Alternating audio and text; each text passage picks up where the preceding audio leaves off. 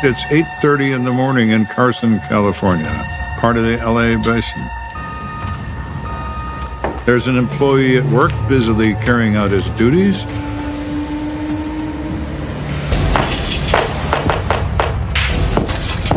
When he hears rapid gunfire in the employee parking lot.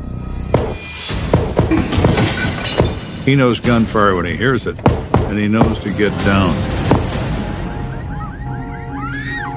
When the gunfire stops, he goes and looks outside, and he sees a red SUV with a woman behind the wheel, covered in blood and slumped over the steering wheel. He looks at her, and she's obviously dead. Call 911. Now. A shooting in a parking lot in broad daylight. Who is this victim? Who benefits from this death? And who does she know that wants to fill her full of bullets? My name is Louis Aguilera. I'm a homicide detective for the LA County Sheriff's Department. By the time I was about 7 or 8 years old, I witnessed a homicide in my neighborhood. And at that young age, I knew that's what I wanted to do. I wanted to go after those type of people. Detective Louis Aguilera. He is an expert in homicide investigation. He has handled 350 homicides in his career. Hey, Frank. On the morning of October 8th, my partner and I saw breaking news. You catching this? On one of the televisions in the office. And the breaking news said that a person was shot and killed. And my partner and I said, well, we're going to get this case. He was up, as we say in homicide. Aguilera. Next case is his. Within about 30 minutes or 45 minutes is when we got what we call the official call. And that gave us details of what happened. All right, let's go. So we immediately went out there.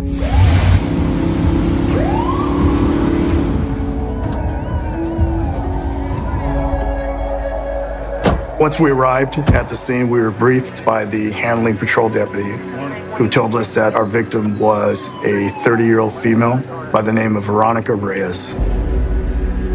She is known to the workers there. They say she has children. They believe she is married and was apparently arriving for work when she was killed. Co-workers said they heard a gunshot, came running out, found her. She was an administrator at this logistics company, and as her co-workers like to say, she was the happiest, hard-working woman. And we immediately noticed Veronica. She was laid on the ground, and her body was covered with a sheet. When they see this woman, she's been disfigured by gunfire. She's shot twice in the head. One of those rounds broke her jaw, which distorts the face. Death distorts you as well. I noticed that she had a lot of stippling on her face. That's the gunpowder and the metals and everything else projecting onto her face. And that's essentially a close gunshot wound. Our suspect was right on top of her. As I walked through the parking lot, there were numerous amounts of shell casings. We also saw that the windows had been shot out of the car, and there were bullet holes in her car as well. They recover 8 expended casings from inside her car. Now they look at those casings, and they are .40 caliber. The shooter is close enough to this car to when those expended casings come out of that gun, they go through the open window and wind up on the floor of the car. So what do you think? Carjacking gone bad? Not sure. You always consider the possibilities as to how and why this occurred. Could it be a carjacking? No. Why not? Too much gunfire. No attempt at car theft. No attempt at anything. This is killing for the sake of it. Carjacking? Not a chance. We got a second vehicle in the scene. The patrol officers point out a truck that's been damaged minorly, brushed against or impacted in a bumper area, and then a shrubbery that's been crushed by what probably was a car. Is it connected to this crime? Probably it is. Have we located any surveillance footage? Not yet. The street where the murder occurred is lined up with logistic companies, and logistic companies deal with freight. And by law, these logistic companies have to have surveillance cameras on their buildings. We were told that the murder was captured on surveillance video. You see on the footage Veronica pulling up to the parking lot in her red Explorer.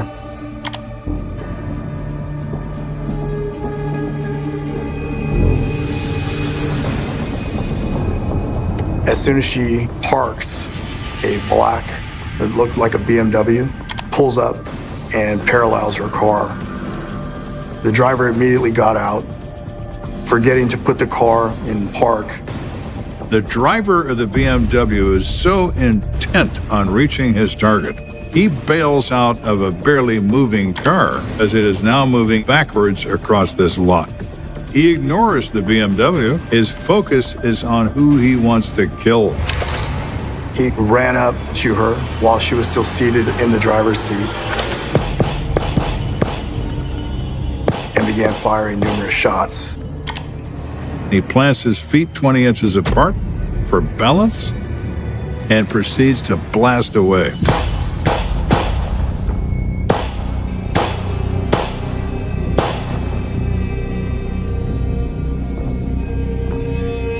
The terror that I imagined Veronica was going through, that's what I remember when I first saw the video, was trying to put myself in her shoes, trying to think about what I would have done if I were being shot at. She tried to put the car in reverse to get away, and at that point it was too late, and the car does what we call a death roll. It just rolled while she was deceased in the car and stopped once it hit a wall. Then he realizes, once he's completed his shooting, that the car has wandered off, clipped the truck, and is stuck in the bushes. He runs back, he gets in the car, and disappears out of the lot, turning down the street. You watch videos like that and you wish somebody could just tell her, don't go to work, just don't, stay out of that parking lot. It's really frustrating to watch. The surveillance was good in that it showed us what happened. It showed us the type of car that was there. It showed us generally what the description of the defendant was, what kind of hat he had on, the shirt, the shoes he had on. But you don't have a license plate. You don't have anything that stands out about that suspect. So we have a murder captured on video, but that's it. Something to look for is that car. So Aguilera puts out an all-points bulletin for a black BMW containing an unknown male who may be armed and dangerous. The family of Veronica showed up. You have an obligation to talk to those people. It's stressful, but my priority not only is solving the case, but I want to take care of that family. How can I help you? Yeah, I was talking to my sister on her cell when she was driving into work this morning, and it sounded like something bad happened. I heard this like popping sound. Suddenly, in the middle of that conversation, the sister hears, "Oh no, oh no!" And she hears loud popping sounds, which we know to be gunfire. Why don't we go talk over here? Now, obviously, she doesn't know the end result of that "oh no, no" and that loud noise. Aguilera has to tell her. Your sister was murdered.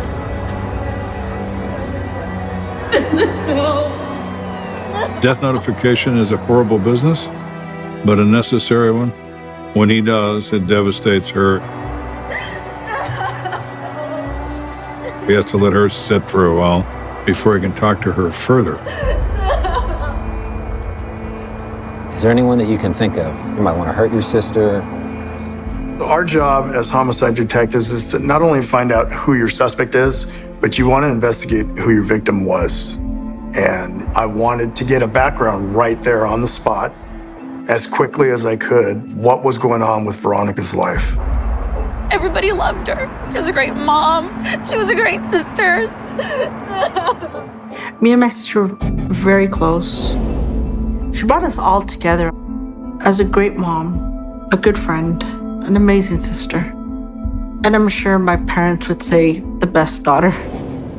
My mother was very, I don't know if bubbly is the right word, but she was a very personable person.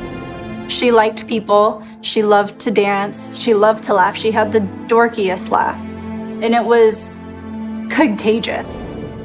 She also shared 4 young children with her husband, Carlos, and she had been with Carlos for 9 years. She met Carlos in high school, so they were pretty much childhood sweethearts. Are they still together? They separated not that long ago. When she left Carlos, I encouraged her to get on with life. She started to move on. You could see the independence. I was like, okay, you can go be with your friends, I got the kids. Started dating.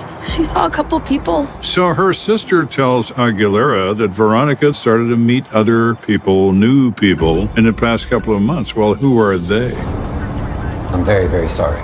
And could they be part of this? Of course they could. Because somebody certainly is, and it's somebody very close to the victim. People kill for a reason. We just don't know what reason yet. It certainly could be somebody she just recently started dating. The problem is, who is that? We are trying to determine who in all of Los Angeles could be the one who took Veronica Reyes' life. As Aguilera continues his search for someone new in Veronica's life, he hopes her autopsy will reveal more information.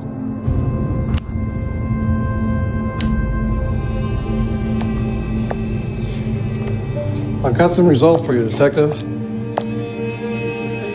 We learned that she had sustained 11 gunshot wounds, and 7 of those gunshot wounds were fatal. The fatal rounds came from the abdomen area. She had been shot in the head as well. The weapon was a .40 caliber Glock. There's no other weapon involved. There's no stab wounds, no second gun, none of that. She also sustained a significant wound to the left forearm.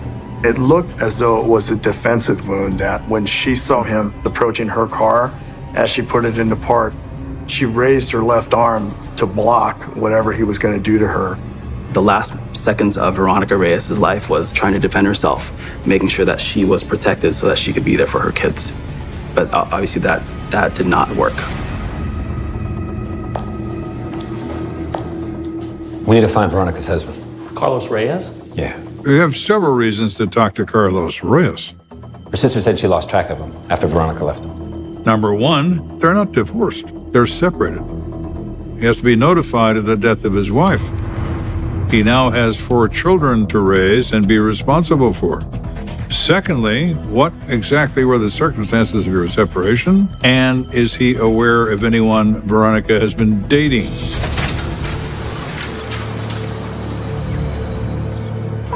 So Aguilera does what every policeman does. You get a name, you run the name in the system. Has he been arrested somewhere by anyone? Has he been in prison before? Who is Carlos Reyes? Look at that. Well, when Aguilera runs that name through the system lights up. Carlos is a frequent flyer. Carlos is a gangbanger. He belongs to the Wilmas, the oldest Hispanic gang in South Central LA, who are hopelessly dangerous.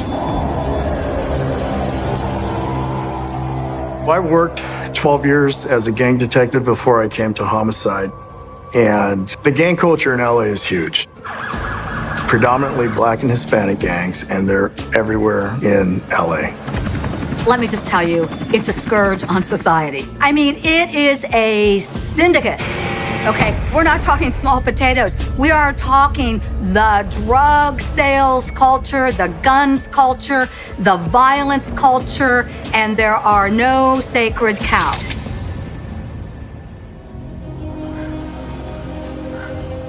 There are a ton of rivalries amongst gangs, but if you were to ask a young gang member, hey, why do you hate that gang across the street? I can guarantee you he won't have the answer. All he knows is he was born and raised to hate those people across the street because they have a different gang name. So what are you thinking? Revenge attack from a rival gang? Maybe. Aguilera begins to wonder, what if Carlos has aggravated somebody from some other group, another street gang, who decides that not only Carlos needs to go away, but his whole family does? We need to check in on Carlos Reyes. What if they killed Veronica to show Carlos they mean what they say? You see gang affiliation on the part of your spouse, you start looking. You start going out on the streets. You get your gang unit to go out and start asking questions. So Aguilera sends cruisers right away to the Reyes home to make certain there's no gang activity around those houses. LA County Sheriff's Office, come to the door.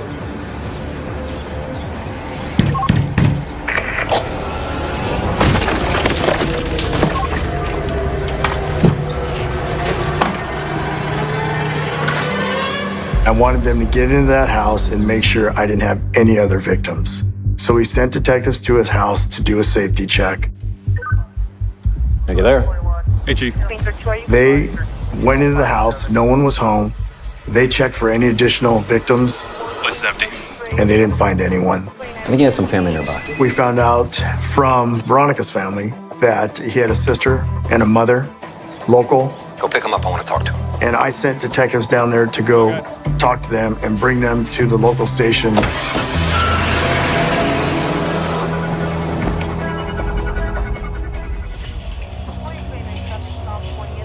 Thanks for coming in. They both knew when I spoke to them that the murder had occurred. They also were somewhat evasive when I asked them questions regarding Carlos and his whereabouts. When's the last time you remember seeing him? I don't know, I can't remember. Or if they knew anything that had happened. Joe's mother, you're telling me you don't know where he is? It's the usual answer you get from people who don't want to be involved in something. So where's Carlos? Well, I don't know. I don't remember where he went. Really? Your own brother? You don't know where he is? Of course she knows. But she's not going to tell you. Thank you very much for your time. I didn't feel that either one of them was very helpful during the interview. So we didn't learn much from those interviews. But as a homicide detective, you have to exhaust every avenue of your investigation.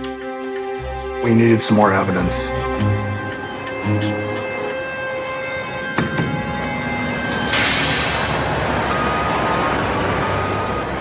Detective Aguilera is one of those individuals who leaves no rock unturned. He finds every piece of evidence, and in this case, he learned that one of the responding deputies noticed an abandoned black BMW around the corner from where Veronica was shot to death.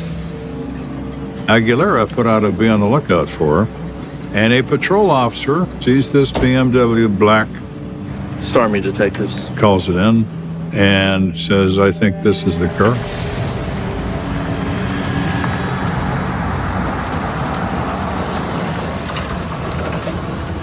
This is our car? Yeah, it even has the damage on the bumper, like you said. We saw the traffic collision damage on the car, which was perfectly aligned with what happened at the scene. The vehicle actually still had some shrubbery on it from running into the bushes. Aguilera looks at it and says, there's no question. That's it. That's the one. Call the DA for a warrant for the inside. Yes, sir. This could contain fingerprints, DNA, weapon, ammunition, who knows? It's the shooter's car, there is no doubt. But who is the shooter?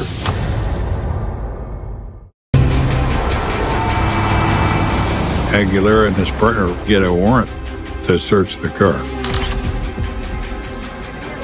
They find beer cans, a bunch of other crap, junk, clothing. Well, then they notice there's a man's wallet in this car. Okay, this is really strange. Somebody forgot to take their wallet. They open that wallet, and there is a California driver's license and photograph of Carlos Reyes. The same Carlos Reyes who was married to Veronica who is now dead at a crime scene less than a mile away. But that still doesn't say anything. They don't know if there was another person who drove that black BMW. And it didn't make sense to me that those items were left in the car. Why were they left in the car? So then they start thinking third party. Okay, so maybe he was held at gunpoint and maybe someone else killed his wife. Who knows? They also find a receipt in this car for a hotel room in the area, and the receipt is dated 1 day before the homicide, and the name in this receipt is Paige Sanchez.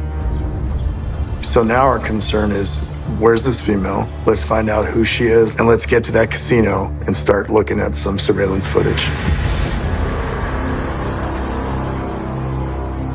So they go to this hotel and they talk to the manager that was on duty. Said, yeah, she came in, she paid for the room, and there was a Hispanic guy with her. The manager walked us into their surveillance area, and we were able to see Carlos and this female arriving in the casino. The thing that stood out to us, he carried a metal box with him. It looked like a gun box, like an ammunition box. And it was just the night before the murder. Then you can see them going to the elevators. He was affectionate with this female. They obviously knew each other, hugging each other in the elevator. Our question is she involved in this homicide?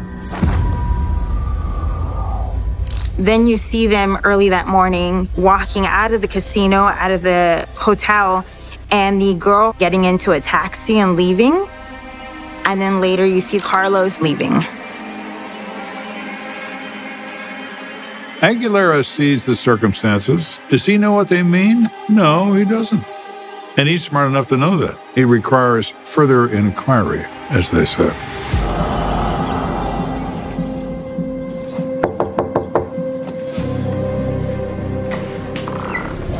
Yeah? Hi, I'm Detective Aguilera. When they first meet Paige Sanchez, she's somewhat alarmed at their presence. Do you know Carlos Reyes? Yes. We found a receipt for a recent hotel stay. Do you mind sharing a little bit more about that with us? We were just there for the weekend. She seems rather surprised, and that surprise seems to be genuine. Point for her side. You do realize that Carlos is married. Yes, I do know that. Do you also know that his wife was just murdered? What? She was upset. She knew they were separated, but she also knew that they had children. And that was a concern to her, that there were 4 kids with no mother. I've only really known him for like 3 months. She told us that they had been drinking for the last several days. She said they went bar hopping. She admits to sheriffs they were drinking, gambling, partying, having a great time. But on the morning that Veronica will be killed, he's up at 7:03 in the morning with a beer in his hand. And they're checking out of this casino hotel. Once we said goodbye, it was kind of weird. What do you mean? She said he seemed as if he was never going to see her again. In the sense like, thank you for everything. I appreciate you.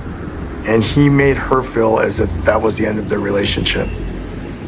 It was a goodbye that she described as kind of strange. There was a lot of indication that he was going to do something out of the ordinary. We believe that she had absolutely nothing to do with this homicide, but we believe that he was saying his final goodbye because once he left there, he was going to kill Veronica and he was going to flee.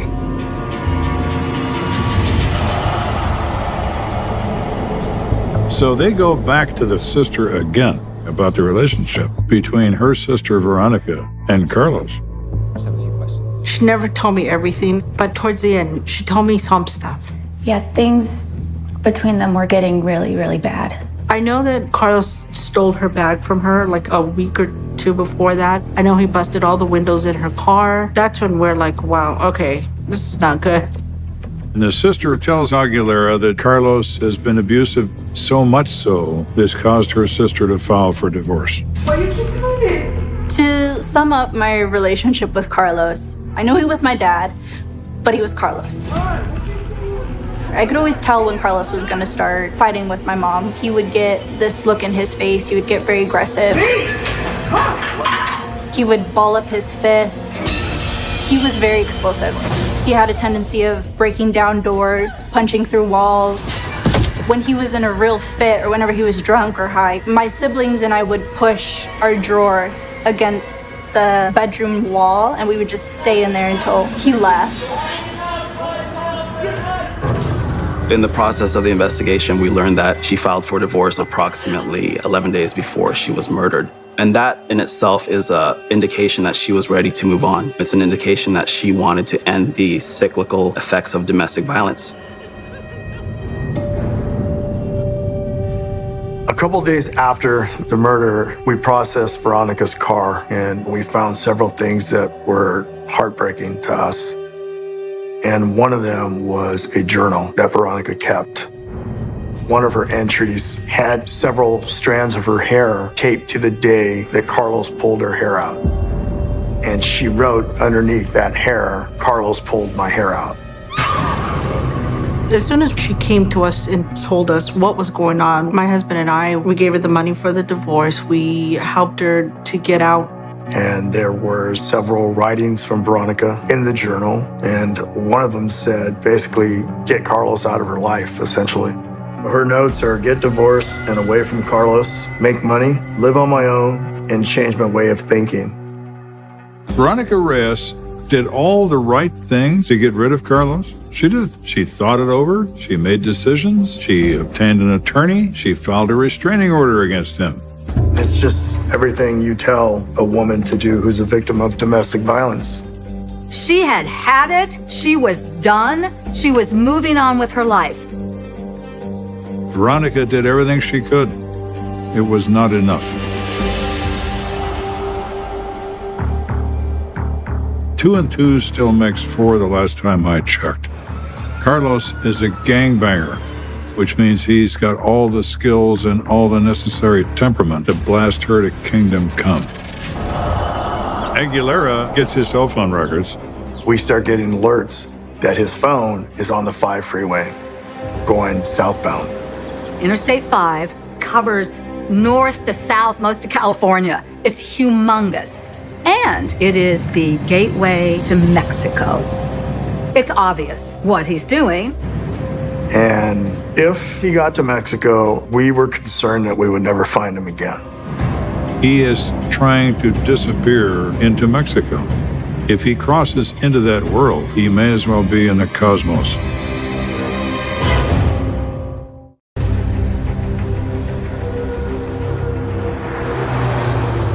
The hunt is now on for Carlos Reyes for first-degree murder. Aguilera gets his phone records, and it pings going south on I-5. And it pings stop at the border crossing at San Ysidro. Now we have to do an alert. I need to put out an APB. And notify the authorities at the border. Hey, look for this person. Carlos Reyes. Here's a DMV photo. If you see him, please detain him for us. We didn't have confirmation that he actually made it, but we were pretty certain that he did. And the concern was that it's such a big country. There's so many places to hide, and we would never see him again. At this point, all Aguilera can do is wait. But a Sheriff's Department gang unit detective knocks on his door. Hey, I might have some information for you. What you got?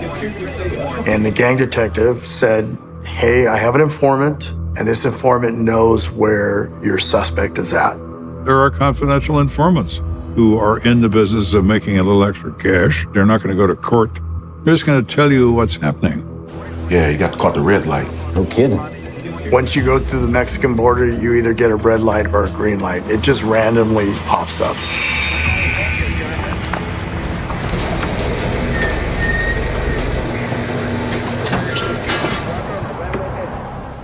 And once they decide to search your car, they're going to find what's in it. They are not good at it. They are experts at it. They'll find your concealed compartment inside your gas tank. They'll find everything. And a weapon was found in a hidden compartment behind the stereo in his car.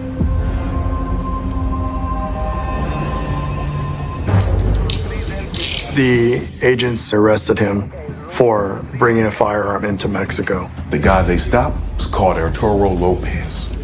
Lopez? Yeah. Our guy's called Carlos Reyes. So is it Carlos Reyes or not? The informant says it is. Informants say a lot of things. But is this reliable? That's when Aguilera gets a hold of an agent that he knows and says, can you find this guy in jail? Guillermo, it's Luis Aguilera. I contacted Special Agent Guillermo Ion. He is an expert at tracking down people in Mexico. He has contacts in Mexico that we don't. In thinking that maybe a different name was used, we started comparing all the individuals that had been detained or arrested for that suspected day, and eventually we found him under a different alias. It was a really short turnaround where Guillermo said, I found your guy. He sent us the booking photo from Mexico. There was no doubt in our mind that the booking photo from Mexico was Carlos Reyes. At the border, when that agent searched the car, the driver identified himself as Arturo Lopez. Not only does he get stopped, he provides false ID because he knows he's being looked for. Well, guess what, Carlos? You just got found. I was thrilled, but I was concerned that we're now dealing with Mexico. He was sentenced that week to 5 years in prison. Mexico is incredibly strict about its gun laws. You try to bring a gun illegally into Mexico, you will pay a price. They do not dance around. It's not a welcome wagon, like, come on in, American detectives, we'll do everything we can to help. And I was upset at it, but I know there was nothing that we had that was going to bring him from his prison sentence in Mexico. Would we ever get Carlos back to the States? Aguilera needs that gun to run some tests and connect it to Veronica's murder. The problem is that gun is in Mexico, and the Mexican authorities are less than cooperative. Is this gun that was found on the defendant the same gun that killed Veronica Reyes? The firearms recovered at the border go to their military. That gun was in the evidence locker of the Mexican military in Mexico, here in Tijuana.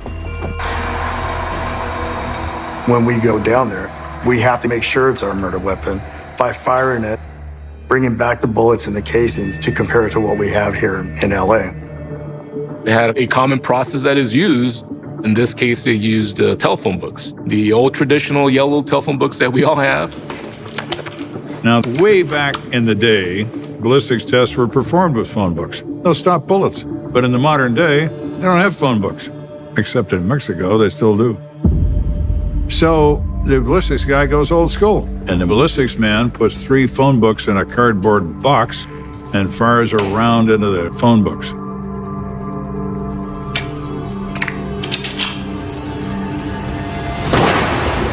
Boom! Into the box. Gets into that 3rd book, there's his bullet. It'll go through 2, but it won't go through 3. So unconventional, yes, but it works. We then retrieved the casings and the bullets, and we took those samples back to the United States for comparison. I remember driving back from Mexico, all of us, with the ballistic evidence and just hoping this has to be our murder weapon. We need those ballistics to say, without question, to the exclusion of all other .40 caliber Glocks in the world, this is the one that killed Veronica Reyes. And guess who had that in his BMW? Carlos Reyes, suspect number 1. That's who.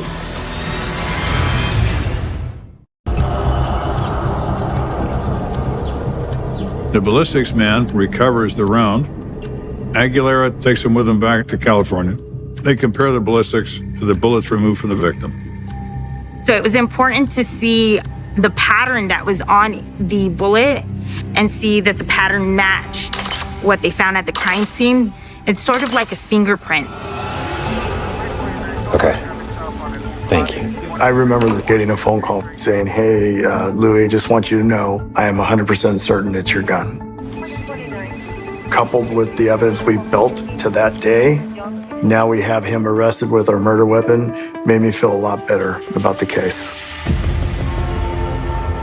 You look back over the events in this case, and you begin to get a very good idea of what took place. Veronica Reyes meets a man, Carlos Reyes. They marry.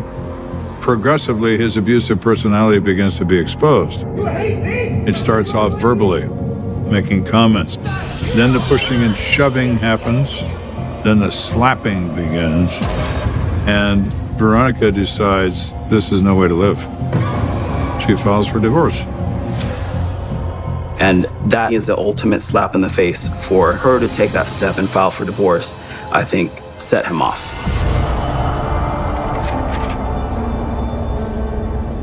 Carlos is what he is. He's an abusive male. And abusive males have another feature of their personality. If I can't have you, nobody's gonna have you. You insulted me by divorcing me. I'm gonna take you out. He suffers emotionally when he's served. What's his response? Alcohol. Female companionship. But the alcohol grinds on him, lowers his level of inhibition. The partying was just a cover for how mad he was. So I'm gonna hang out with this woman for 3 days, we're gonna have a big party, and I won't think about it. But then she keeps creeping into his mind, and he gets angrier and angrier. Thinking about nothing but Veronica until it arrives at an emotional crescendo. He gets in that car and he knows where to find her, and he shows up too. We think he probably arrived at the scene early in case Veronica arrived to work early and just waited for her car to show up in that parking lot.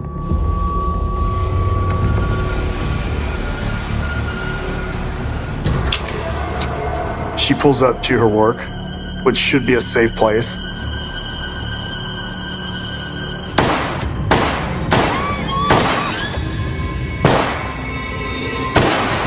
And she's killed by her husband, the father of her children. And then he flees to Mexico.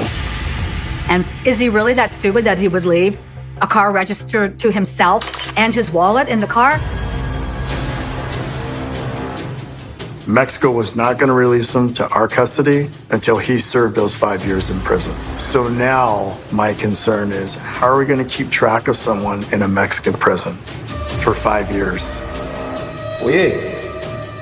Reyes, utilizing the level of corruption in the Mexican penal system, pays off guards to keep getting him transferred to different jails to make him more difficult to find.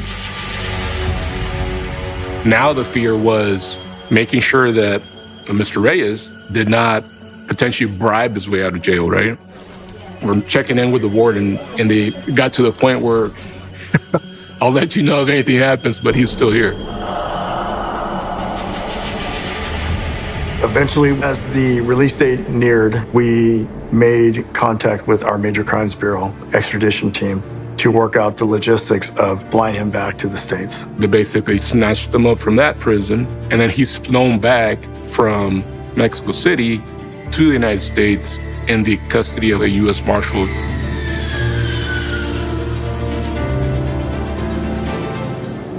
I knew I wanted to be there when he arrived at the airport.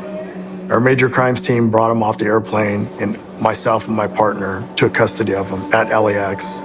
He didn't seem upset, he didn't seem sad, remorseful, nothing. Just as a matter of fact. Welcome home, Reyes. When do I go to court, was his question. And then we took him to a local station where we booked him for murder.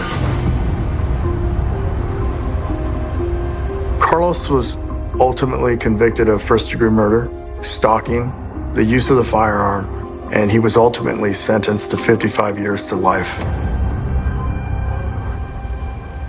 This crime occurred on October the 8th of 2008. He isn't sentenced in a U.S. court until 2015, 7 years later. Learning to cope, learning to be okay is something that I do every day, which is also why I wear her necklace, so that she feels closer to me, and it's how I feel closer to her. Because being without her is very, very hard. It hurt. We pulled out money from our 401k, got a house that would house everybody, and within 2 weeks they were out of foster care and they lived at home with us. I hope she's proud of what we've done. I always have that thought in the back of my head that I wish I never handled this case because I wish it never would have happened.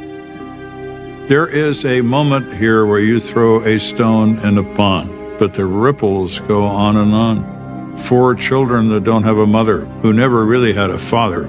They are thriving now, but they all want their mother back, and she's never coming back.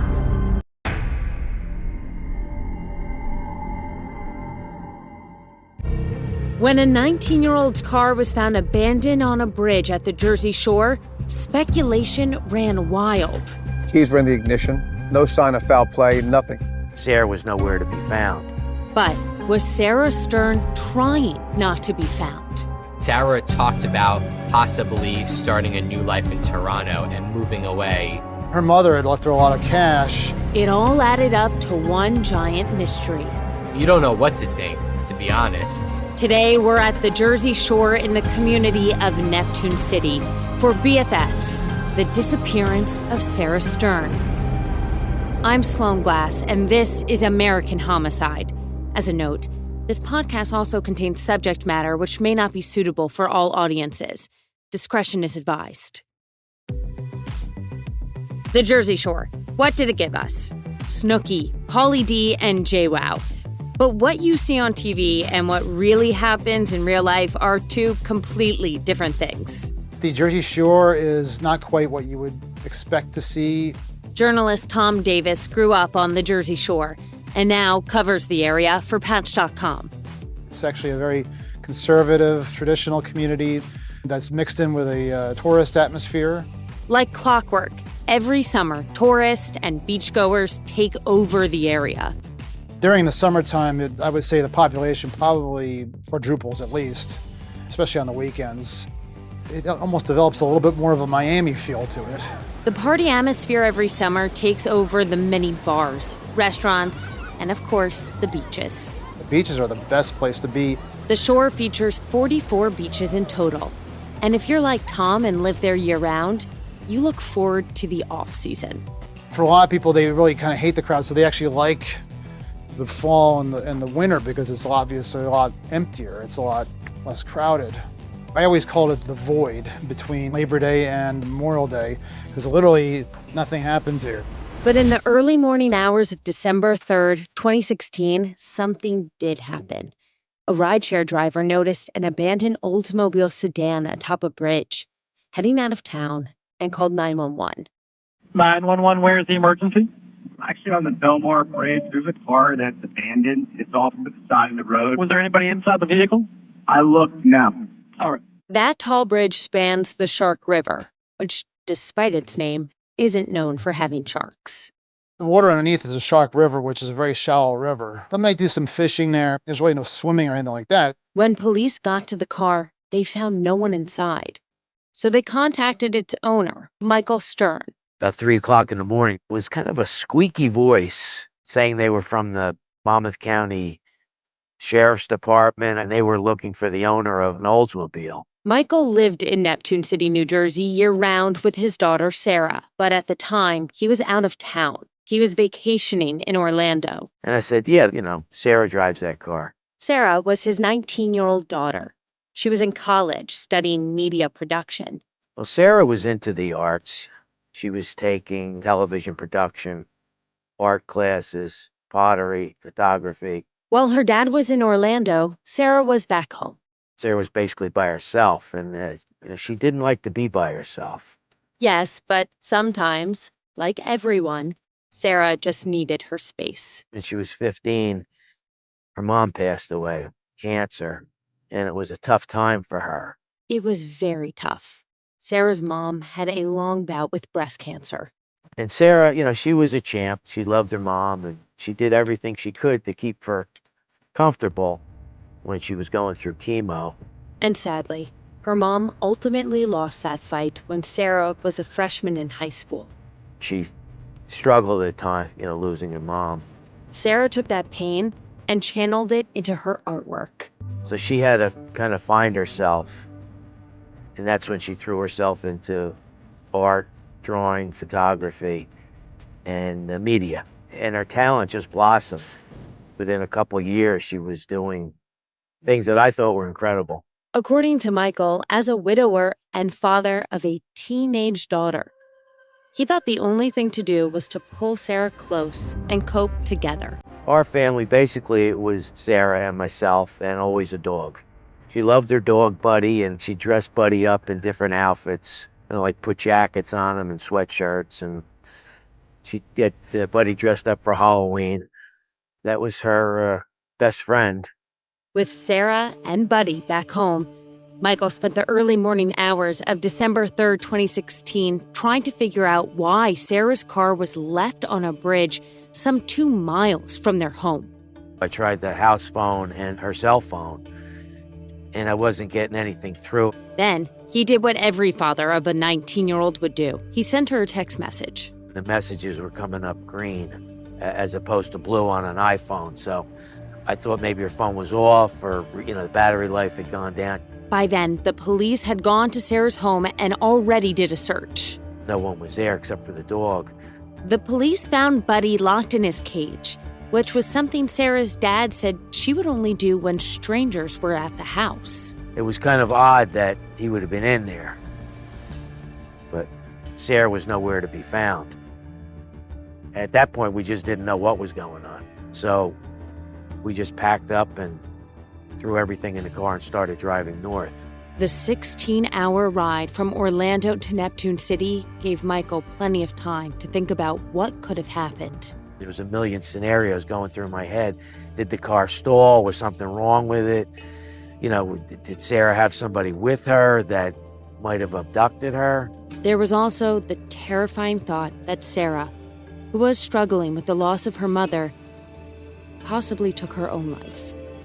We had no answers at all. Early that morning, the police sent a team of divers into the frigid waters of the Shark River to look for any signs of Sarah.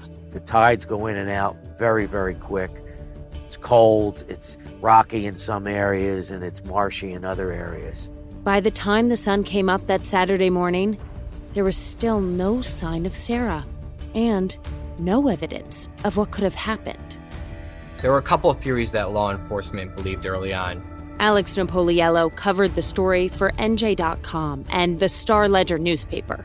It's possible her car had broken down and she flagged the wrong person for help, and someone did something terrible to her, possibly threw her body off the bridge. And I remember early reports talking to sources off the record that there was belief that she had jumped off the bridge. So then law enforcement wants to start putting the pieces together. What was her mental state leading up to this? Was she sad? Was she depressed? Well, according to witnesses who last saw Sarah, she was not in a good place mentally. Police talked to her neighbor across the street, Robin Draper. And what Robin had told them was that Sarah had seemed a little off that day and not necessarily herself. Sarah was over at their home earlier in the day, and she had dropped off some bins of her belongings. But Sarah didn't just drop off some of her stuff. She also dropped some hints about where she might be going. Sarah talked about possibly starting a new life in Toronto and moving away. If she's getting rid of these belongings while her father is vacationing, maybe she wanted to leave town without necessarily notifying her family that she was leaving. One of the last people to see Sarah Stern before her disappearance was one of her best friends, Liam McAtasney. Liam McAtasney was one of Sarah's closest friends growing up. They lived about a block away from each other. They were childhood friends, and they did what normal kids do: play video games, talk on the phone, text with each other. The two had one of those rare lifelong friendships. They met at Sunday school when they were just 6 years old. They were close, and they remained close up until the day she disappeared. Liam was with Sarah that afternoon as she moved those bins filled with her personal belongings into a neighbor's house. When detectives questioned him, he painted a bleak picture of Sarah's state of mind. In the past, she has had a tendency to have self-destructive, suicidal behavior. He was telling law enforcement she wanted to move away, she wasn't happy, she was depressed. Over the past few months, she's been telling me how bad her relationship with her father is and how she just needs to get out of here. She had a rocky relationship with her father. There were some periods where, they fought and had disagreements. So let's say that one of Sarah's best friends was right, and she did leave to get away from her dad. Well, how could she afford it? On the day before Sarah's car was found abandoned on the bridge, police learned that she had gone to a bank during the day to withdraw money from a safety deposit box that she had. Liam said he went with her to the bank, but stayed in the car while Sarah went inside. She took out $7,000. What would a 19-year-old be doing with this money? What 19-year-old has thousands of dollars socked away in a safe deposit box? You don't know what to think, to be honest. Sarah's father also didn't know what to think of that cash. I didn't know about it. Well, here's what he learned. Sarah found those thousands of dollars in a shoebox inside their home. And this money was filthy and old, from well before the U.S. Treasury redesigned the $20 and $50 bills. Her mother had squirreled away money, I guess, for years, but she mentioned it to somebody. And it got back to Sarah, and she found it. So Sarah Stern had some problems with her dad, and she had a pile of cash. So it makes perfect sense that she left town. But her dad wasn't buying it. She just wasn't leaving her car on a bridge and leaving her suitcase and her passport. Her passport was up in her drawer where she kept it. Yeah, without a passport, Sarah would have no way to get into Canada. We didn't know. Then it just left a big open wound. Welcome to the A Building. I'm Hans Charles. I'm Menelik Lumumba. It's 1969. Malcolm X and Martin Luther King Jr. had both been assassinated, and Black America was at a breaking point. Rioting and protests broke out on an unprecedented scale.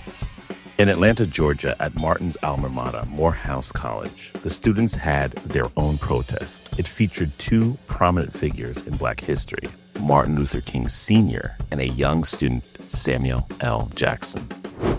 To be in what we really thought was a revolution. I mean, people were dying. 1968, the murder of Dr. King, which traumatized everyone. The FBI had a role in the murder of a Black Panther leader in Chicago. This story is about protest. It echoes in today's world far more than it should, and it will blow your mind. Listen to the A Building on the iHeartRadio app, Apple Podcasts, or wherever you get your podcasts. In the middle of the night, Saskia awoke in a haze. Her husband, Mike, was on his laptop. What was on his screen would change Saskia's life forever. I said, I need you to tell me exactly what you're doing. And immediately, the mask came off. You're supposed to be safe. That's your home. That's your husband. To keep this secret for so many years, he's like a seasoned pro. This is a story about the end of a marriage, but it's also the story of one woman who was done living in the dark. You're a dangerous person who preys on vulnerable and trusting people. You're a predator, Michael Levingood. Listen to Betrayal Season 5 on the iHeartRadio app, Apple Podcasts, or wherever you get your podcasts. What if mind control is real? If you could control the behavior of anybody around you, what kind of life would you have? Can you hypnotically persuade someone to buy a car? When you look at your car, you're going to become overwhelmed with such good feelings. Can you hypnotize someone into sleeping with you? I gave her some suggestions to be sexually aroused.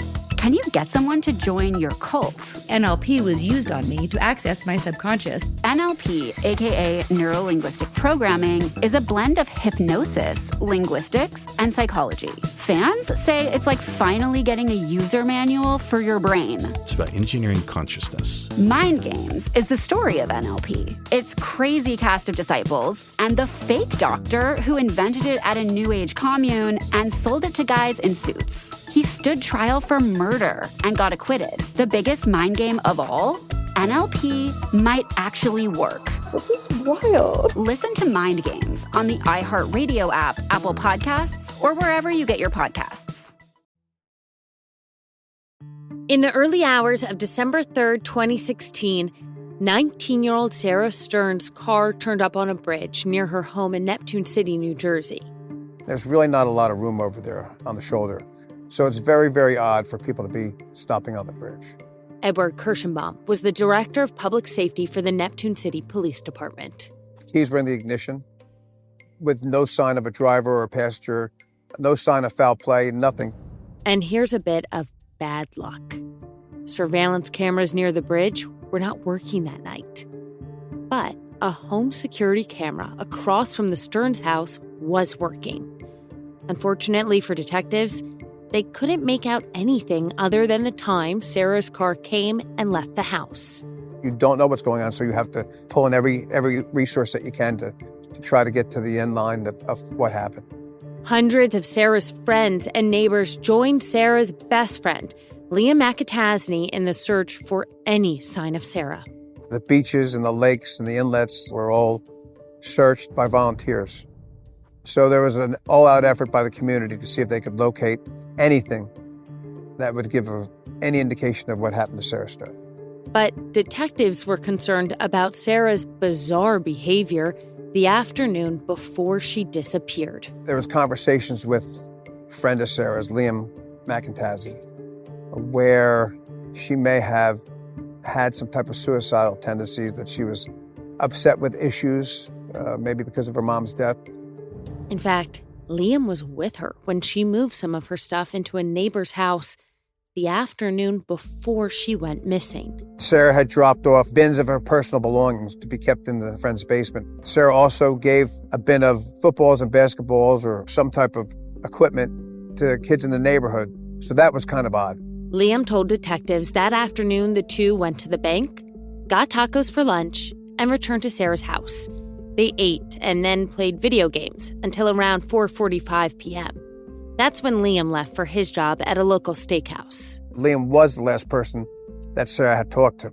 And most concerning was what Liam told detectives about Sarah's state of mind. Sarah was unhappy with her home life, that her father was overbearing, that the relationship between Michael Stern and Sarah Stern was not a good relationship. So naturally, detectives questioned her father, Michael, about his relationship with Sarah.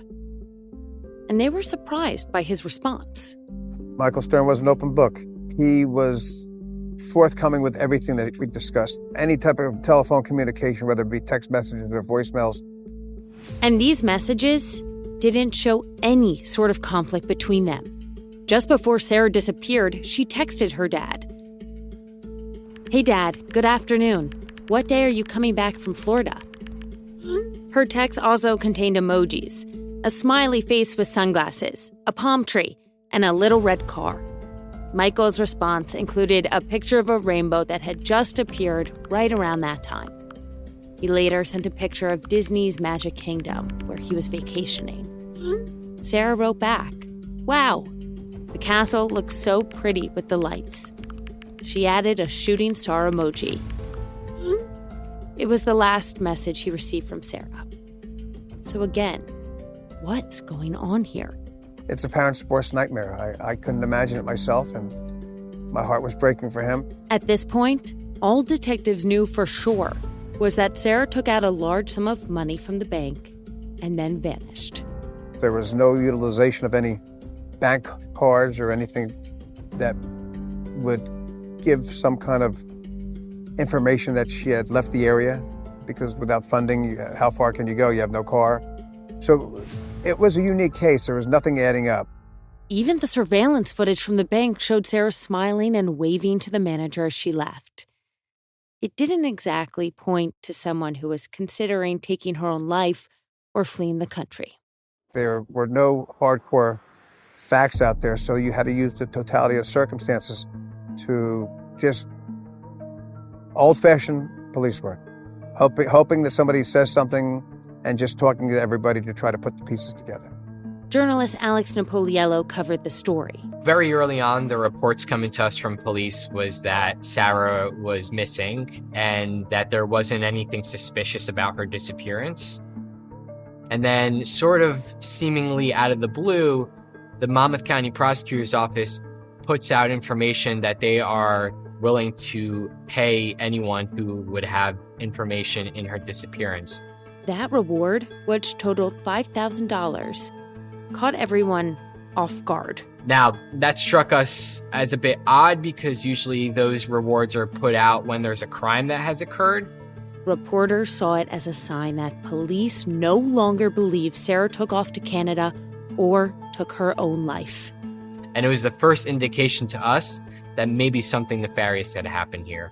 And then, 7 weeks after Sarah's disappearance, detectives got a mysterious lead from someone who went to high school with Sarah. Police department got information of a gentleman by the name of Anthony Curry.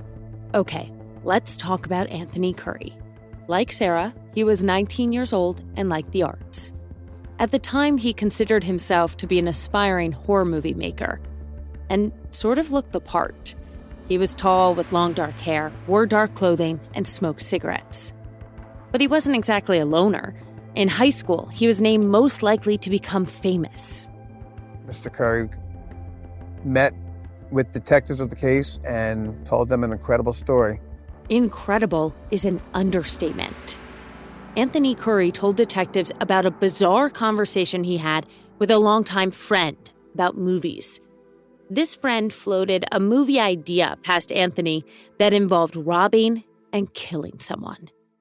A scenario of parking a vehicle on the bridge, making appear that somebody committed suicide by jumping off the bridge into the water. This so-called movie plot sounded all too familiar to detectives. It was a detail-by-detail description of what had happened to Sarah Stern. Making things even more bizarre, this conversation with Anthony Curry happened on Thanksgiving 2016, just days before Sarah Stern went missing. Anthony came up with information that only somebody involved in the crime would know. And this person who shared this movie idea with Anthony, well, he was also no stranger to Sarah. It was a friend of Sarah's, Liam McIntyre. I know a lot has happened, so let's take a moment to reset. A week before Sarah disappeared, Anthony Curry alleges that Sarah's good friend, her best friend, Liam, shared his idea for a movie about a young woman who was robbed, murdered, and then thrown off a bridge while her car was left on a bridge to appear like she took her own life. Things are getting really weird here. It's just, the whole concept is beyond comprehension. And Anthony said he never thought about this conversation after it happened. That is, until he read about Sarah's mysterious disappearance. Mr. Curry came forward to law enforcement because Mr. McIntyre continued to reach out for Mr. Curry. Leah McIntyre told Anthony it was urgent they meet up, which is what caused Anthony to go to the cops.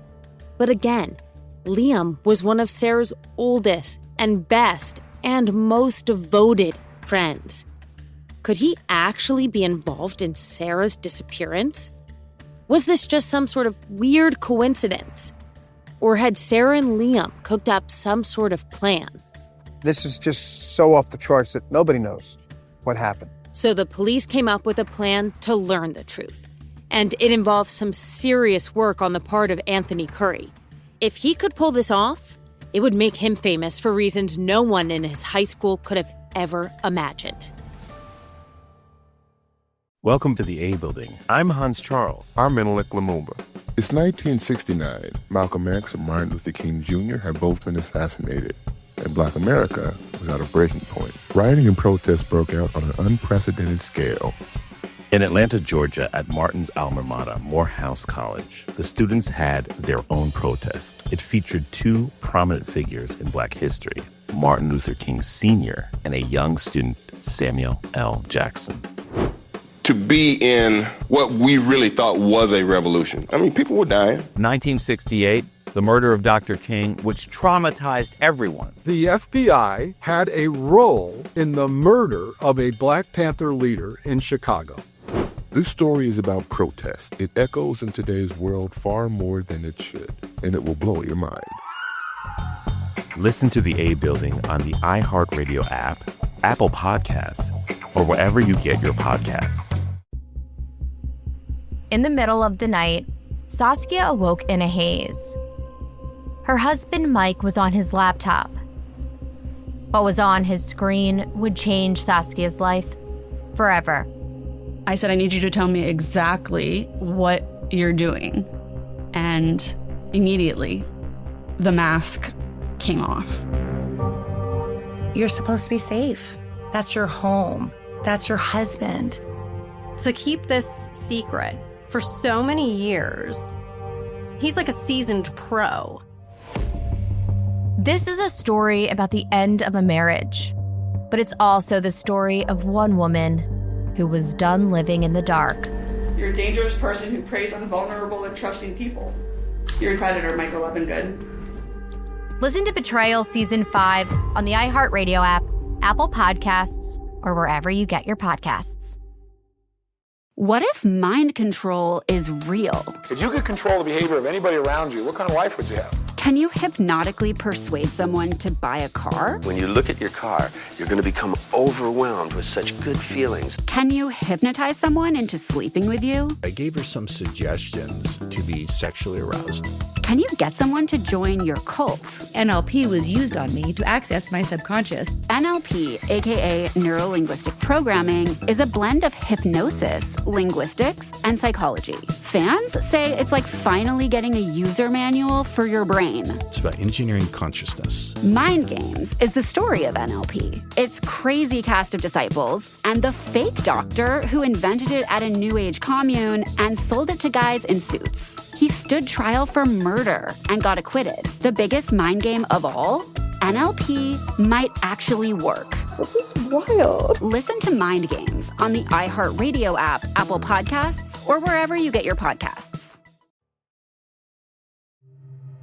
A week before 19-year-old Sarah Stern went missing in December 2016, Liam McAtasney told his friend, Anthony Curry, an idea for a movie. In this movie, a young woman is robbed and killed. Her body is then thrown off a bridge, all to make it look like she took her own life. Now back to reality. No body was found when authorities searched the river. But since the rest of the movie plot sounded like what could have happened to Sarah Stern, Anthony Curry went to the cops. So they wired Mr. Curry up. Edward Kirschenbaum worked for the Neptune City Police Department. And a plan was put in place by the investigative team for a meet between Liam McAtasney and Anthony Curry, with law enforcement wiring Mr. Curry and monitoring with audio and video the conversation that would take place. On January 31st, 2017, 7 weeks after Sarah Stern's disappearance, Anthony Curry met Liam McAtasney in his car. The police listened from a safe distance in hopes of learning whether Liam's idea for a movie was actually his plan to murder Sarah. What's happening, bro? How you doing? How you doing? What you been up to? Hiding from the cops? What happened? Dude, you can't blame me for doing this, right? I gotta feel you up real quick, all right? Right off the bat, Liam McAtasney amped up the drama. He was nervous and asked to pat down Anthony Curry in case he was wearing a wire. No disrespect. I'll show you. No disrespect, okay? Nothing. Liam's pat down of Anthony didn't reveal anything because the police didn't wire him up. They wired up his car. So Liam had no idea their conversation was being recorded. I got the FBI on my ass, dude. What are they questioning? Oh, yeah, a lot. About what? About killing Sarah. The FBI was not involved in the investigation. So what was Liam talking about? Was this another page from his script? Was this all a game to him? And then police heard this. I did something really dumb, and I planned it out for half a year. And the worst part is, we threw her off the bridge, and the body never showed up. Well, that was pretty shocking. And who is we? Then, Liam shared what happened the afternoon before Sarah disappeared. I'm hanging out with her. We went to the bank. She took some money out, not all of her money. Liam said after Sarah took $7,000 out of her safe deposit box, the two went back to Sarah's. And that's when Liam put his plan into action. We're counting it out, and then she goes to walk out the front door. I choke her out, like, I picked her up and had her just, like, dangling off the ground, and she just herself, said my name, and then that was it. And her dog laid there and watched as I killed her. Didn't do anything. That's really hard to hear, and makes my stomach drop. Such a sad ending to Sarah's life. And the police could not believe what they were hearing. Sarah Stern's friend and neighbor, Liam McAtasney, very nonchalantly described how he killed Sarah with his own two hands. She was just laying there having a seizure or something. I got a shirt and I just shoved it down her throat so she wouldn't throw up or anything, and held my finger over her nose. And it took me like a half an hour. It's really hard to listen to this because he is so cold. But Liam went on. He said he ran out of time. He had to be at work at 5 p.m., so he dragged Sarah's body to the bathroom and left her there. And that's where Liam's accomplice comes into the story, his roommate, Preston Taylor. According to Liam, Preston was in on the plan. They had actually been planning to rob and kill Sarah for 6 months. You are the only person on this planet that knows besides Preston. And Preston doesn't know that you know.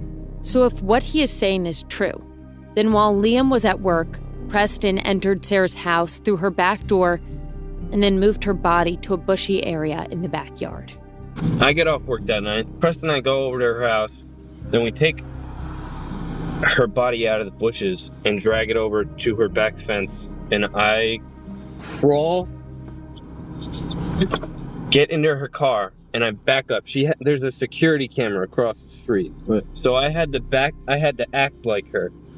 I watched her every time she backed out. She does the same thing. So I backed out exactly like she did and drove off.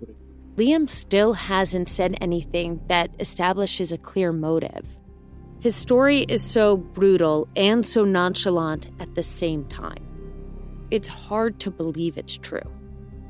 And then there's another thing. Somehow Liam dodged the security cameras, which wasn't easy considering where he put the body. Put her in the passenger seat of her own car. With a seatbelt around Sarah's dead body, in the passenger seat of her own car, Liam said he drove to the bridge over the Shark River. I go up, open the door, unhook her, pull her out, start dragging her to throw her over, and then cars start coming up. I see like headlights coming. I try to get her over and I can't. My leg up, so now I'm limping, my leg's up, and there's 3 cars coming up. Liam said he freaked out and dragged Sarah's body back to the car, pushing her into the passenger seat and signaling to his roommate Preston for help. From the way he described it, Liam did all of this with no regard for Sarah. It was like she was no longer a person, but just an object. No longer his best friend. Just a thing. The 2 of us throw the body over, and then we're out. This is the thing about heists. There's so much you can't account for. You don't know until it happens. Liam then explained how he and Preston stole a safe from Sarah, along with that money Sarah took out from her safe deposit box. That's not even the worst part. The worst part of it is I thought I was walking out 50 grand, 100 grand in my pocket. She only had 10 grand.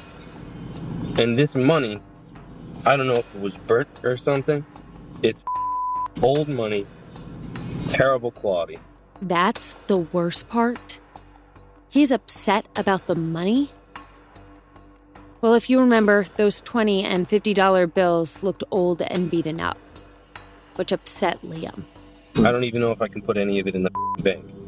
Throughout this sickening discussion with Liam, Anthony Curry kept repeating, "It's like a movie. It's like a movie, man." And Liam agreed. It's your life, you might as well make it one. What, are you gonna live some boring-ass life? That's when Liam said he needed to go and exited the car.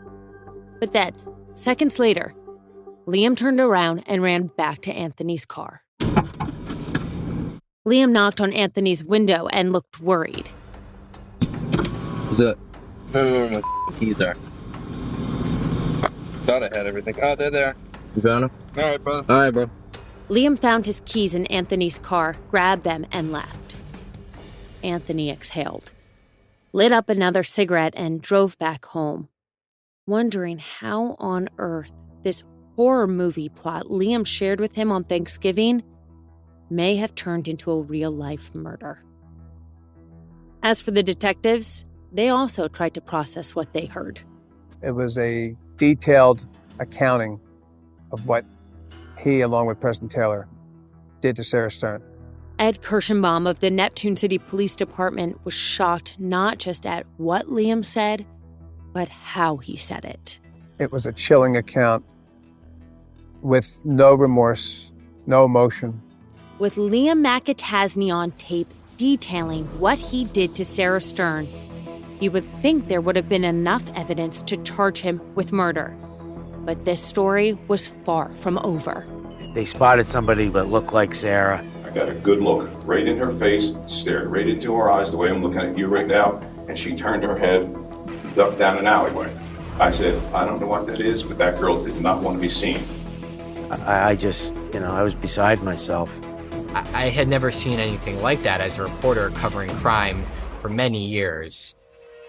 I'm Sloan Glass.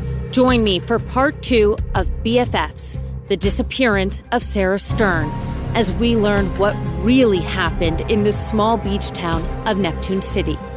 That's next time on American Homicide.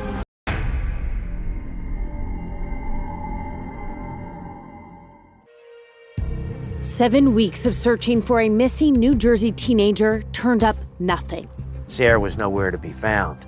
19-year-old Sarah Stern was last seen emptying out her bank account. She took out $7,000. What would a 19-year-old be doing with this money? No one knew what to believe, especially when one of her former high school classmates came forward with an unimaginable story. I did something really dumb, and I planned it out for half a year. It was a chilling account with no remorse, no emotion. We threw her off the bridge, and the body never showed up. Today, we're in Neptune City, New Jersey for the conclusion of BFFs, the Sarah Stern story. My name is Sloan Glass, and this is American Homicide. A warning that this episode contains some graphic content. Please take care while listening. Neptune is the Roman god of the sea. It's where Neptune City, New Jersey got its name. Neptune City's a small town, about 5,000 people. Michael Stern lived there with his family. It's just a stone's throw from Asbury Park and Belmar, which is about halfway between Atlantic City, New Jersey, and New York City. Neptune City is a short distance from the 140 miles of oceanfront property in New Jersey. They're just beach after beach in small towns that were set up hundreds of years ago. And they each have their own little unique personalities. The area is a place popular with tourists during the warmer months. Basically, all the shore towns kind of share the same common theme, which is the beach and some of the nightlife and restaurants. And John Bon Jovi used to hang around at the beaches here.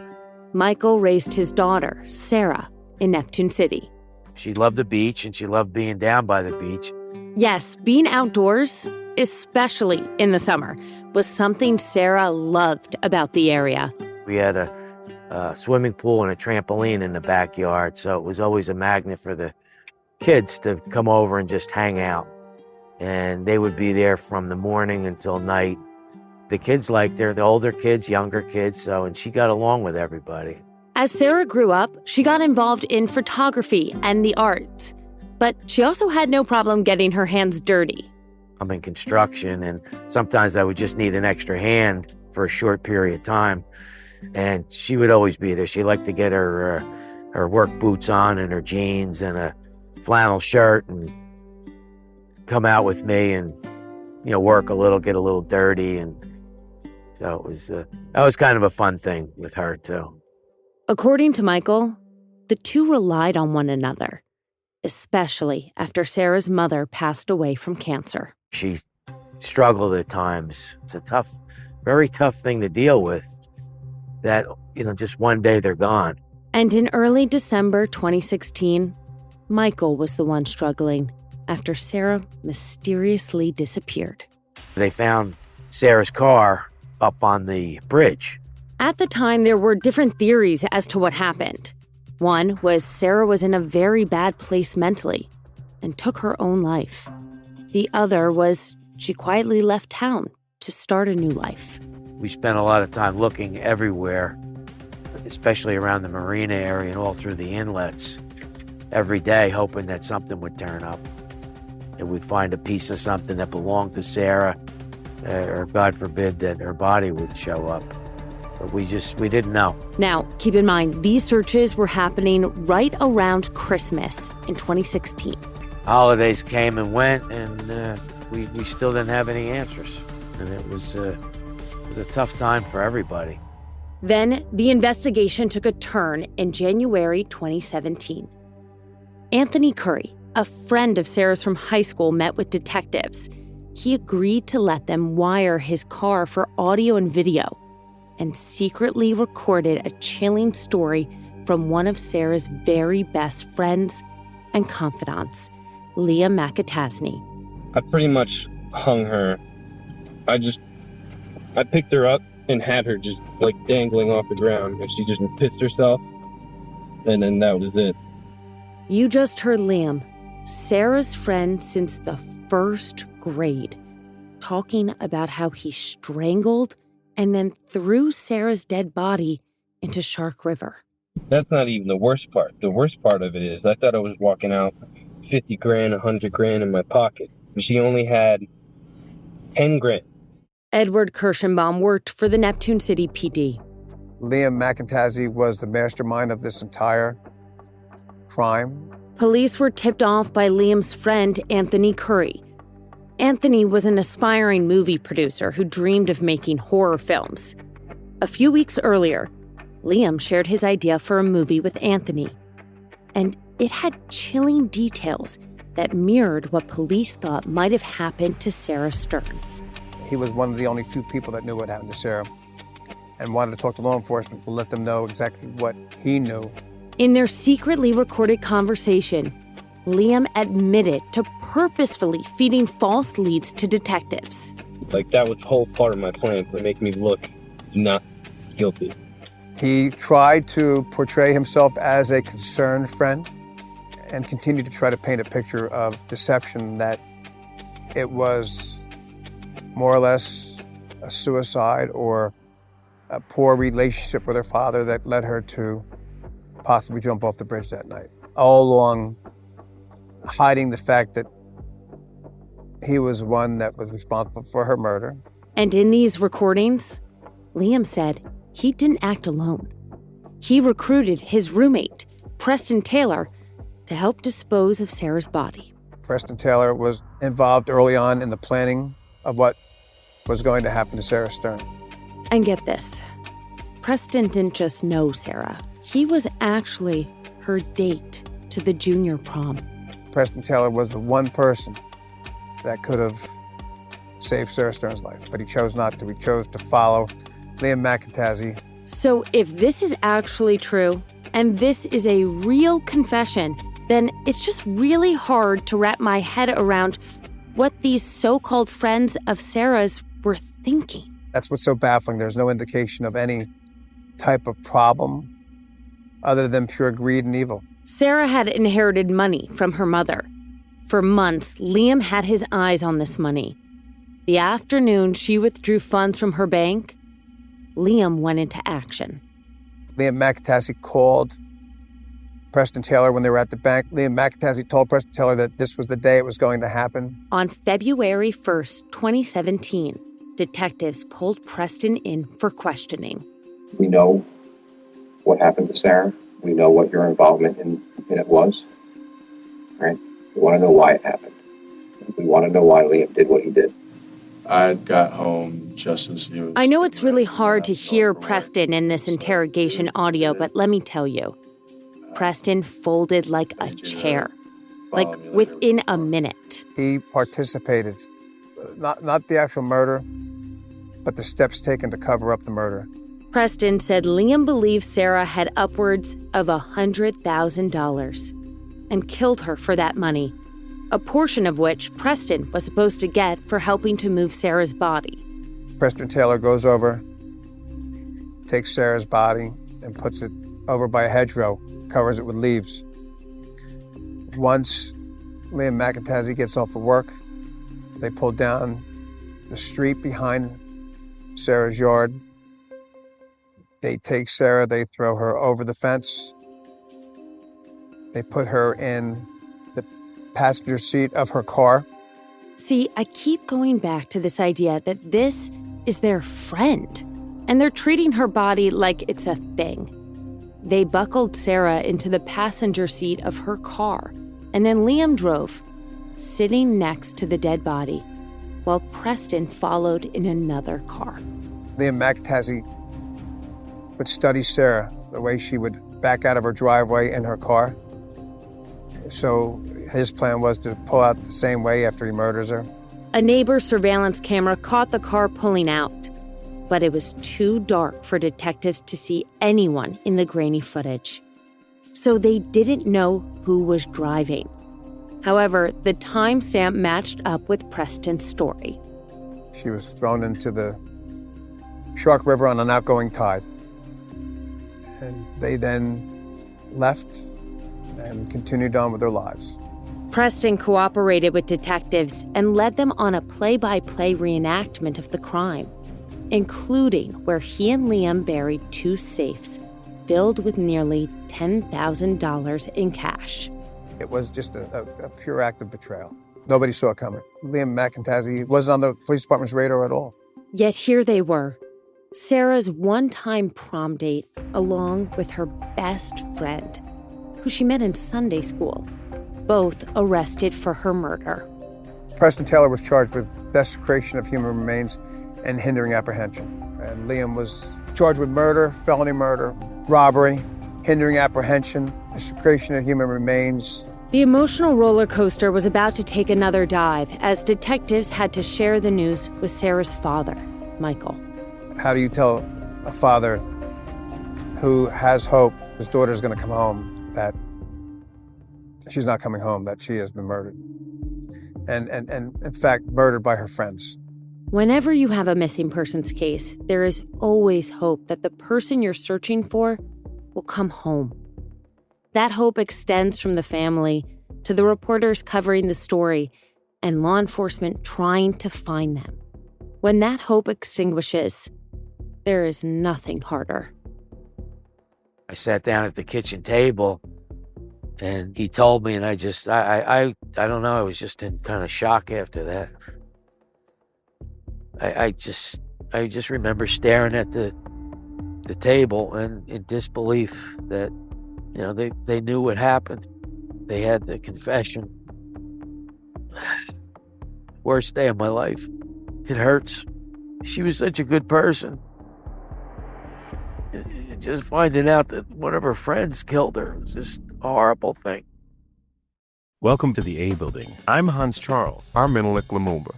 It's 1969. Malcolm X and Martin Luther King Jr. had both been assassinated, and Black America was at a breaking point. Rioting and protests broke out on an unprecedented scale. In Atlanta, Georgia, at Martin's alma mater, Morehouse College, the students had their own protest. It featured two prominent figures in Black history, Martin Luther King Sr. and a young student, Samuel L. Jackson. To be in what we really thought was a revolution. I mean, people were dying. 1968, the murder of Dr. King, which traumatized everyone. The FBI had a role in the murder of a Black Panther leader in Chicago. This story is about protest. It echoes in today's world far more than it should, and it will blow your mind. Listen to The A Building on the iHeartRadio app, Apple Podcasts, or wherever you get your podcasts.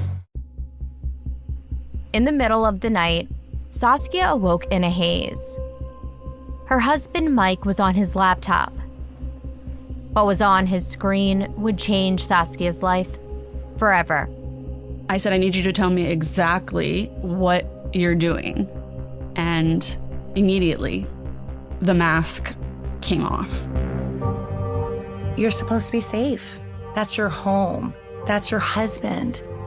To keep this secret for so many years, he's like a seasoned pro. This is a story about the end of a marriage, but it's also the story of one woman who was done living in the dark. You're a dangerous person who preys on vulnerable and trusting people. You're a predator, Michael Evan-Good. Listen to Betrayal Season 5 on the iHeartRadio app, Apple Podcasts, or wherever you get your podcasts.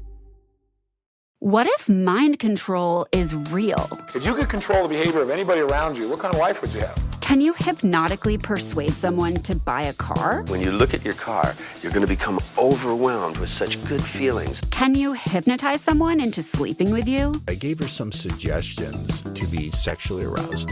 Can you get someone to join your cult? NLP was used on me to access my subconscious. NLP, aka Neuro-Linguistic Programming, is a blend of hypnosis, linguistics, and psychology. Fans say it's like finally getting a user manual for your brain. It's about engineering consciousness. Mind Games is the story of NLP. Its crazy cast of disciples and the fake doctor who invented it at a New Age commune and sold it to guys in suits. He stood trial for murder and got acquitted. The biggest mind game of all? NLP might actually work. This is wild. Listen to Mind Games on the iHeartRadio app, Apple Podcasts, or wherever you get your podcasts. After the arrest of Liam McAtasney and Preston Taylor for the murder of their longtime friend, Sarah Stern, law enforcement held a press conference. Our efforts to recover Sarah's remains do continue. That's right. Even with the two behind bars, the police continue to search for Sarah's body. We're not going to give up that search, and that's one of the most important things we hope we can do is bring some closure by recovering Sarah for Mr. Stern and those that loved her. Still, Sarah's body never turned up, which wasn't good for prosecutors' arguments. The lack of a body is always a hurdle with any type of homicide investigation. Edward Kirschenbaum worked for the Neptune City Police Department, and he knew without a body, it would be tough to secure convictions. So the prosecutor's office felt it necessary to offer a deal to Preston Taylor for his cooperation at trial. Part of Preston's plea deal, he pled guilty to a series of charges, and in exchange, agreed to testify against Liam. He was crucial because he was there. When Liam went on trial in 2019, it was the county's first attempt to convict someone of murder without a victim's body since 1975. And to prove their case, prosecutors relied heavily on that testimony Preston was going to give against Liam. He said that he killed Sarah and ultimately told me he needed me to go over to Sarah's house to move Sarah's body. That's Preston Taylor. He testified that Liam McAtasney believed Sarah had upwards of $100,000, an amount, he said, somebody would kill for. It started off as plans to either burglarize her house or to rob her personally. And over time, the conversations progressed to killing her. Now, Liam's defense attorney was listening to this, but they were about to take a different route and suggested that Sarah Stern was still alive. She wanted to go to either California or Canada, anywhere but here. Liam's defense was nobody found a body. Sarah was not murdered.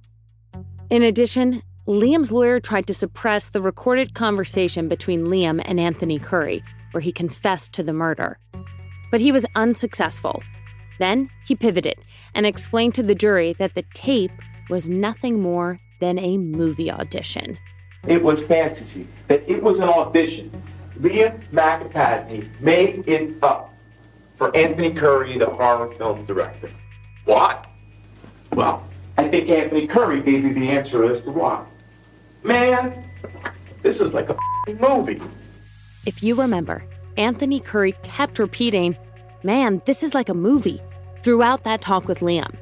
And Liam's attorney said Liam had simply made up the story about strangling a friend to impress Anthony, and that Anthony had pointed the finger at Liam in an attempt to further his career.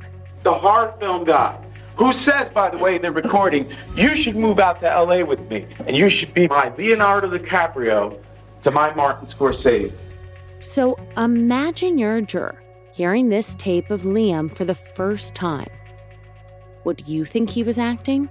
I pretty much hung her, like, I picked her up and had her just, like, dangling off the ground, and she just pissed herself and said my name, and then that was it. I thought I was going to be able to choke her out and have her out in, like, a couple minutes. Journalist Tom Davis was in the courtroom throughout the trial and struggled to make sense of what he heard. For somebody to almost walk into a car and right after hello, just basically start talking about what he did and how he murdered her, I mean, you just almost like wondered if he's still acting here? What is he doing here? He and the others who listened were surprised by how nonchalant Liam sounded. They were so monotone about it. I expected actually somebody to be much more anxious. I expected to be somebody to even show some remorse because I believe that's how humans react. So, if indeed Liam was auditioning for a role in a movie, then what happened to Sarah Stern? Well, the defense claimed she left town. They even called a witness who claimed he saw her the morning after she went missing. There was a girl walking down the street. And I said to my son, I said, that is an awfully good-looking girl to be walking on the street at 5 o'clock in the morning. This witness testified that he saw someone who looked just like Sarah Stern 2.5 hours after police discovered her abandoned car on the bridge, or about 5 hours after Preston Taylor said he helped Liam McIntyre throw Sarah's body into the river. I got a good look right in her face, stared right into her eyes the way I'm looking at you right now, and she turned her head and ducked down an alleyway. And it looked like she was well dressed.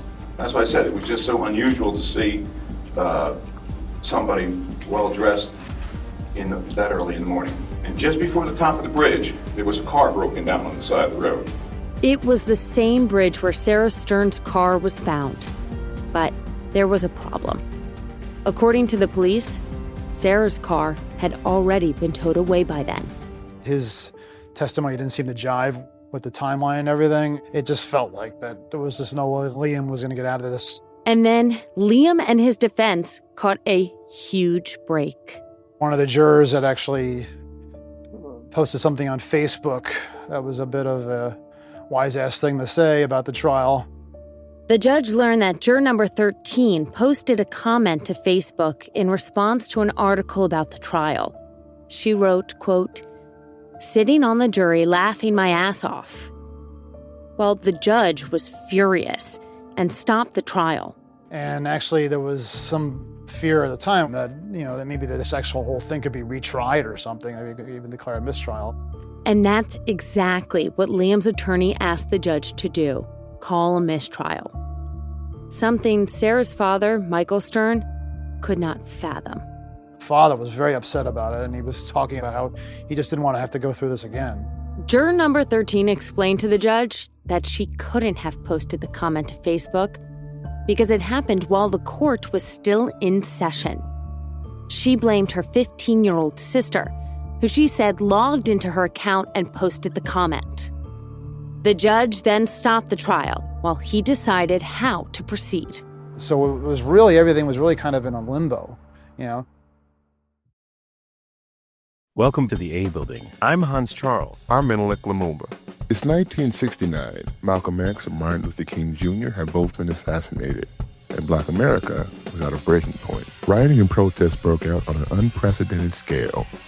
In Atlanta, Georgia, at Martin's alma mater, Morehouse College, the students had their own protest. It featured two prominent figures in Black history, Martin Luther King Sr. and a young student, Samuel L. Jackson.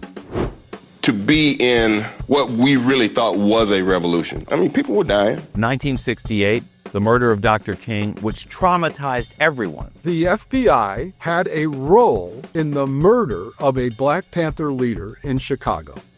This story is about protest. It echoes in today's world far more than it should, and it will blow your mind.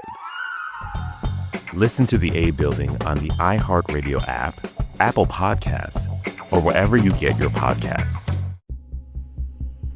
In the middle of the night, Saskia awoke in a haze.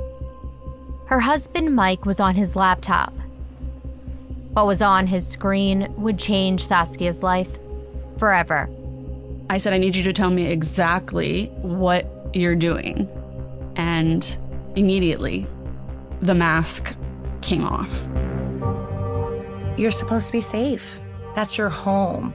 That's your husband. To keep this secret for so many years, he's like a seasoned pro. This is a story about the end of a marriage, but it's also the story of one woman who was done living in the dark. You're a dangerous person who preys on vulnerable and trusting people. You're a predator, Michael Levingood. Listen to Betrayal Season 5 on the iHeartRadio app, Apple Podcasts, or wherever you get your podcasts. What if mind control is real? If you could control the behavior of anybody around you, what kind of life would you have? Can you hypnotically persuade someone to buy a car? When you look at your car, you're going to become overwhelmed with such good feelings. Can you hypnotize someone into sleeping with you? I gave her some suggestions to be sexually aroused. Can you get someone to join your cult? NLP was used on me to access my subconscious. NLP, aka Neuro-Linguistic Programming, is a blend of hypnosis, linguistics, and psychology. Fans say it's like finally getting a user manual for your brain. It's about engineering consciousness. Mind Games is the story of NLP. Its crazy cast of disciples and the fake doctor who invented it at a New Age commune and sold it to guys in suits. He stood trial for murder and got acquitted. The biggest mind game of all? NLP might actually work. This is wild. Listen to Mind Games on the iHeartRadio app, Apple Podcasts, or wherever you get your podcasts. Leah McAtasney's murder trial came to a screeching halt when one of the jurors allegedly posted about the case to Facebook. After considering a mistrial, the judge opted to simply dismiss the juror and then allowed the trial to go on. It was a fairly long trial. Sometimes it felt daunting and exhausting, hearing these horrible details of what had happened to Sarah. Journalist Alex Napoliello was in the courtroom. On one side of the room, you had Liam's family, and on the other side of the room, you had Sarah's family. And this is a family that knew each other, and all of a sudden, they're on opposite ends of each other, and there's a lot of animosity towards each other. So there was a lot of tension in the courtroom. That tension only intensified after prosecutors played that tape confession of Leah McAtasney. To see Leah McAtasney talk about what he did to his friend in such detail and to talk about it so casually, I had never seen anything like that as a reporter covering crime for many years. But the defense called the tape nothing more than an audition by Leah McAtasney. You could hear a pin drop in that courtroom while that tape was playing. In fact, that was the only time the jury heard from Liam, because he did not take the witness stand. Instead, his lawyer told the jurors that without a body, there's reason to believe that Sarah Stern was still alive. That, in and of itself, is enough to create the reasonable doubt that acquits my client. But prosecutors fought back and said Leah McAtasney was not an actor. He was a murderer. This is not a movie. It's not a story. This defendant didn't frame himself for murder. He committed murder. The fact that her body wasn't recovered is not reasonable doubt. Sarah Stern is dead. The case went to the jury, and very quickly they asked to see the video of Liam McAtasney confessing to Anthony Curry. Meanwhile, Liam's mother went on ABC's 2020 to defend her son. In every bone of my body, I do not believe Liam is capable of killing Sarah Stern, who he loved and adored. I do not believe Liam is capable of killing anybody. Liam's mother also addressed the fact that Sarah Stern has never been found. This has seriously affected our entire family, and poor Mike Stern doesn't know where his daughter is. I mean, everybody is affected by this. This is a horrible, horrible, horrible situation. Liam's mother may have thought her son was innocent, but ultimately, it would come down to what the jury thought. And with no body, and Sarah's mysterious behavior leading up to her abandoned car being found, it was anyone's guess. And then, after just one day of deliberations, the jury returned with a verdict. How do you find as count one of the indictment as to whether the defendant, Liam McAtasney, committed the crime of murder by purposely or knowingly causing the death of Sarah Stern, or purposely or knowingly causing serious bodily injury to Sarah Stern, which resulted in her death? Guilty. They found Liam McAtasney guilty of 6 felonies, including first-degree murder. Liam McAtasney was sentenced to life in prison without parole. Journalist Alex Napoliello was in the courtroom. I remember almost falling off my chair. Her 2 closest friends, one being her junior prom date, are charged with her death. I mean, I was speechless. Liam McAtasney was also speechless. He didn't react to his conviction and continued to stare straight ahead, while Sarah's father lowered his head and breathed a huge sigh of relief. I can't imagine what Michael has gone through over these years. I mean, from the moment his daughter was reported missing till Liam was convicted, that was years. And just my heart goes out to him that he had to suffer because of this. At a press conference after the trial, Michael Stern unloaded on Sarah's former best friend. Makes me sick, absolutely sick, that somebody would do something like that. And you heard the testimony that it was all a setup. He was never Sarah's friend, and apparently, his evil thoughts and his motives are just beyond anything, any realm of anything that I could imagine being so evil. There were no reports that Liam and Sarah were at odds with each other, or that there was any strife between them. They were close, and they remained close up until the day she disappeared. And he was grateful the case was blown open, thanks to 19-year-old Anthony Curry. On behalf of our family, to the Curry family, I really appreciate what they did. It took a lot of courage for him to come forward. I know it was hard for him, but he knew he had to do it. Anthony Curry was a game changer for this investigation. Without Anthony Curry, police don't have the investigation and the case that they had. Anthony Curry graduated from aspiring movie producer to actual movie producer when his first film premiered in 2022. The movie was about the violent street kids he grew up with and was in the works years before Sarah Stern's murder. With Liam McAtasney and Preston Taylor in prison, the community tried to move forward, but it hasn't been easy. It's a tragedy.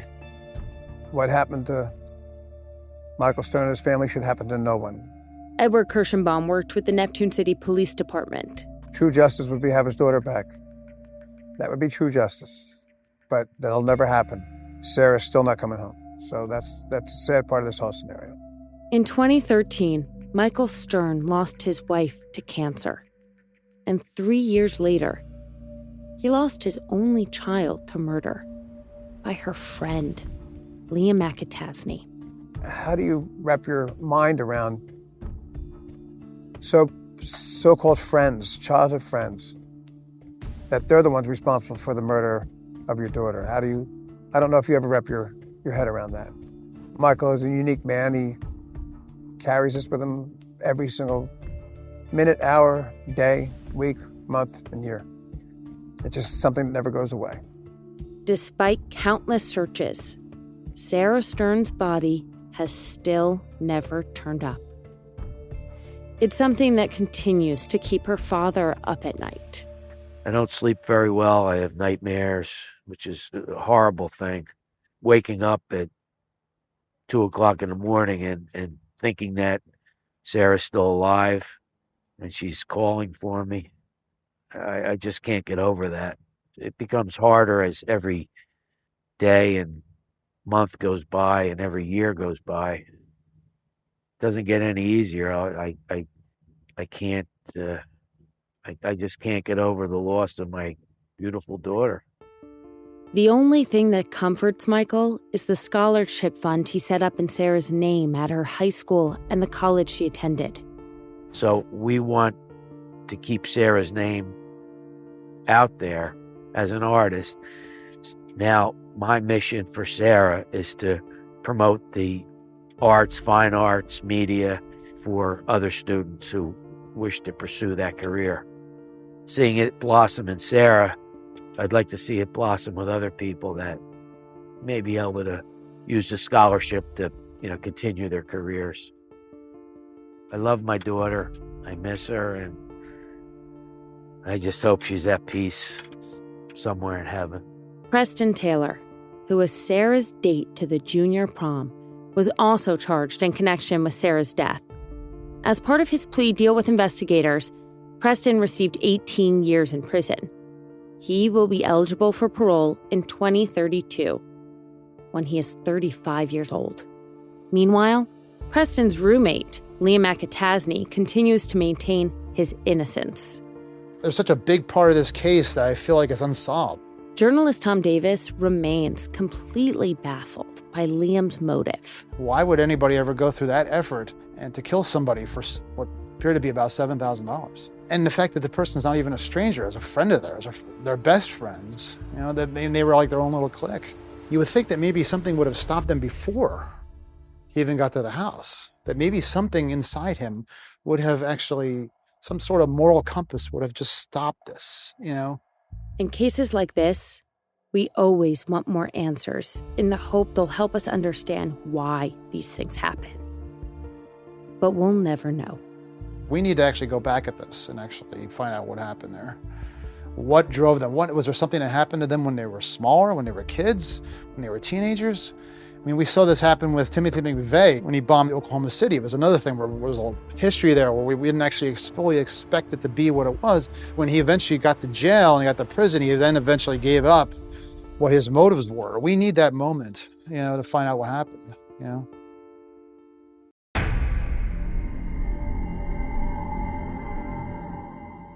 Hi, American Homicide listeners. This is your host, Sloan Glass. Thank you for joining us on our first bonus episode. I am joined by the host of the Betrayal podcast, Andrea Gunning. Hi, Andrea. Hi, Sloan. And Ben Fetterman. Ben Fetterman is a producer on American Homicide, and him and Andrea host There and Gone South Street together. Hey, Ben. Hey, Sloan. This episode is obviously going to be different because it's not our typical American Homicide format where we are going through a case. We are really going to spend some time just on David Parker Ray, the Toy Box Killer. So our show's American Homicide. The episodes are called Toy Box Killer, and we don't have any bodies.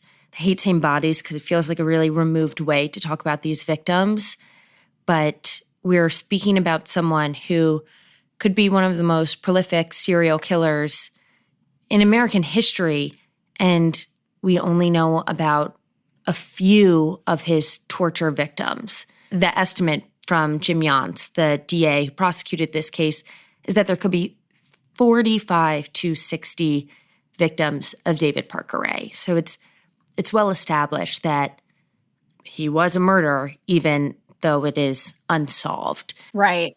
I think the both of you covering unsolved cases can speak to just the torment that can leave you, just talking about something but not being able to give an audience any clear answers. Sloan, one of the reasons why this story was important to tell is because there are still families out there that have missing loved ones. These potential 45 to 60 individuals in New Mexico that remain on a missing persons list. A lot of the serial killers that we talk about, the actions are fast, they're horrific, but to hear about someone who got their pleasure from extended periods of time torturing victims, who in some cases, they're a mixture of drugs and electric shock therapy, it's sick. It's sick in a way that there's no one else who has stayed with me the way that he has. Yeah, I remember exactly where I was the first time I heard those tapes of him, like that welcome greeting that he plays to his victims. And I think I was like washing my dishes and I just stopped immediately. I can't even really think about the emotion that came over me other than just fear and deep empathy for the person that was actually in that, hearing that. I mean, what is on those tapes that he played for these women is horrific. And yet, I think we as a production felt it was important to play those to really show how evil this man was. This is what it was. And what's your opinion of it? Because our opinion was, this is some of the most horrific evidence we've come across in this show. It's been a really long time since I've listened to something and it's kind of stopped me in my tracks and I felt the emotions and the fear. And I was I left feeling terrified of David Parker Ray. Yeah. Dre, I think one of the things that is most terrifying about David Parker Ray is that he is the epitome of a wolf in sheep's clothing. This is a man that was able to go and operate throughout the community because of his standing in it. I think it's hard to imagine that there's a human being like him who has existed. And to see someone who is willing to make that audio tape and then also make videos of what he was doing for his own pleasure.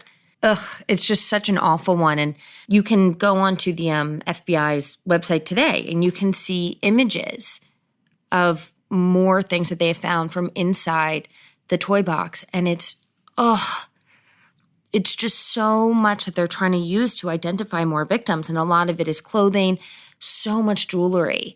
And what I was thinking about when I first saw all of that was how often, Dre, you can probably speak to this as women, so much of our jewelry has meaning behind it that's often about protection or sentimental reasons.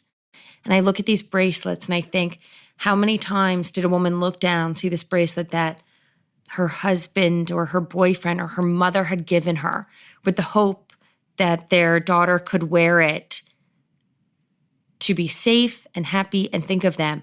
And it's lying in this toy box and he's keeping it for his own enjoyment. I know that a lot of people, when they listen to true crime, they really want to understand the motivations of the people that are behind it. But a lot of the work that we do focuses on the people who represent those jewelry items and what they lost and what they went through. And this isn't just like a one-off hyperbolic situation. This is a person that was cloaked himself in as a normal person and was preying on individuals, and people were his prey. So it's really scary. And I think that the most impactful part of this whole 3-part series is how much you feel for the victims and understand what they went through, because to understand the story and to hear it is to feel that fear, and you really are sitting with, to some small degree that you can, what some of these people went through.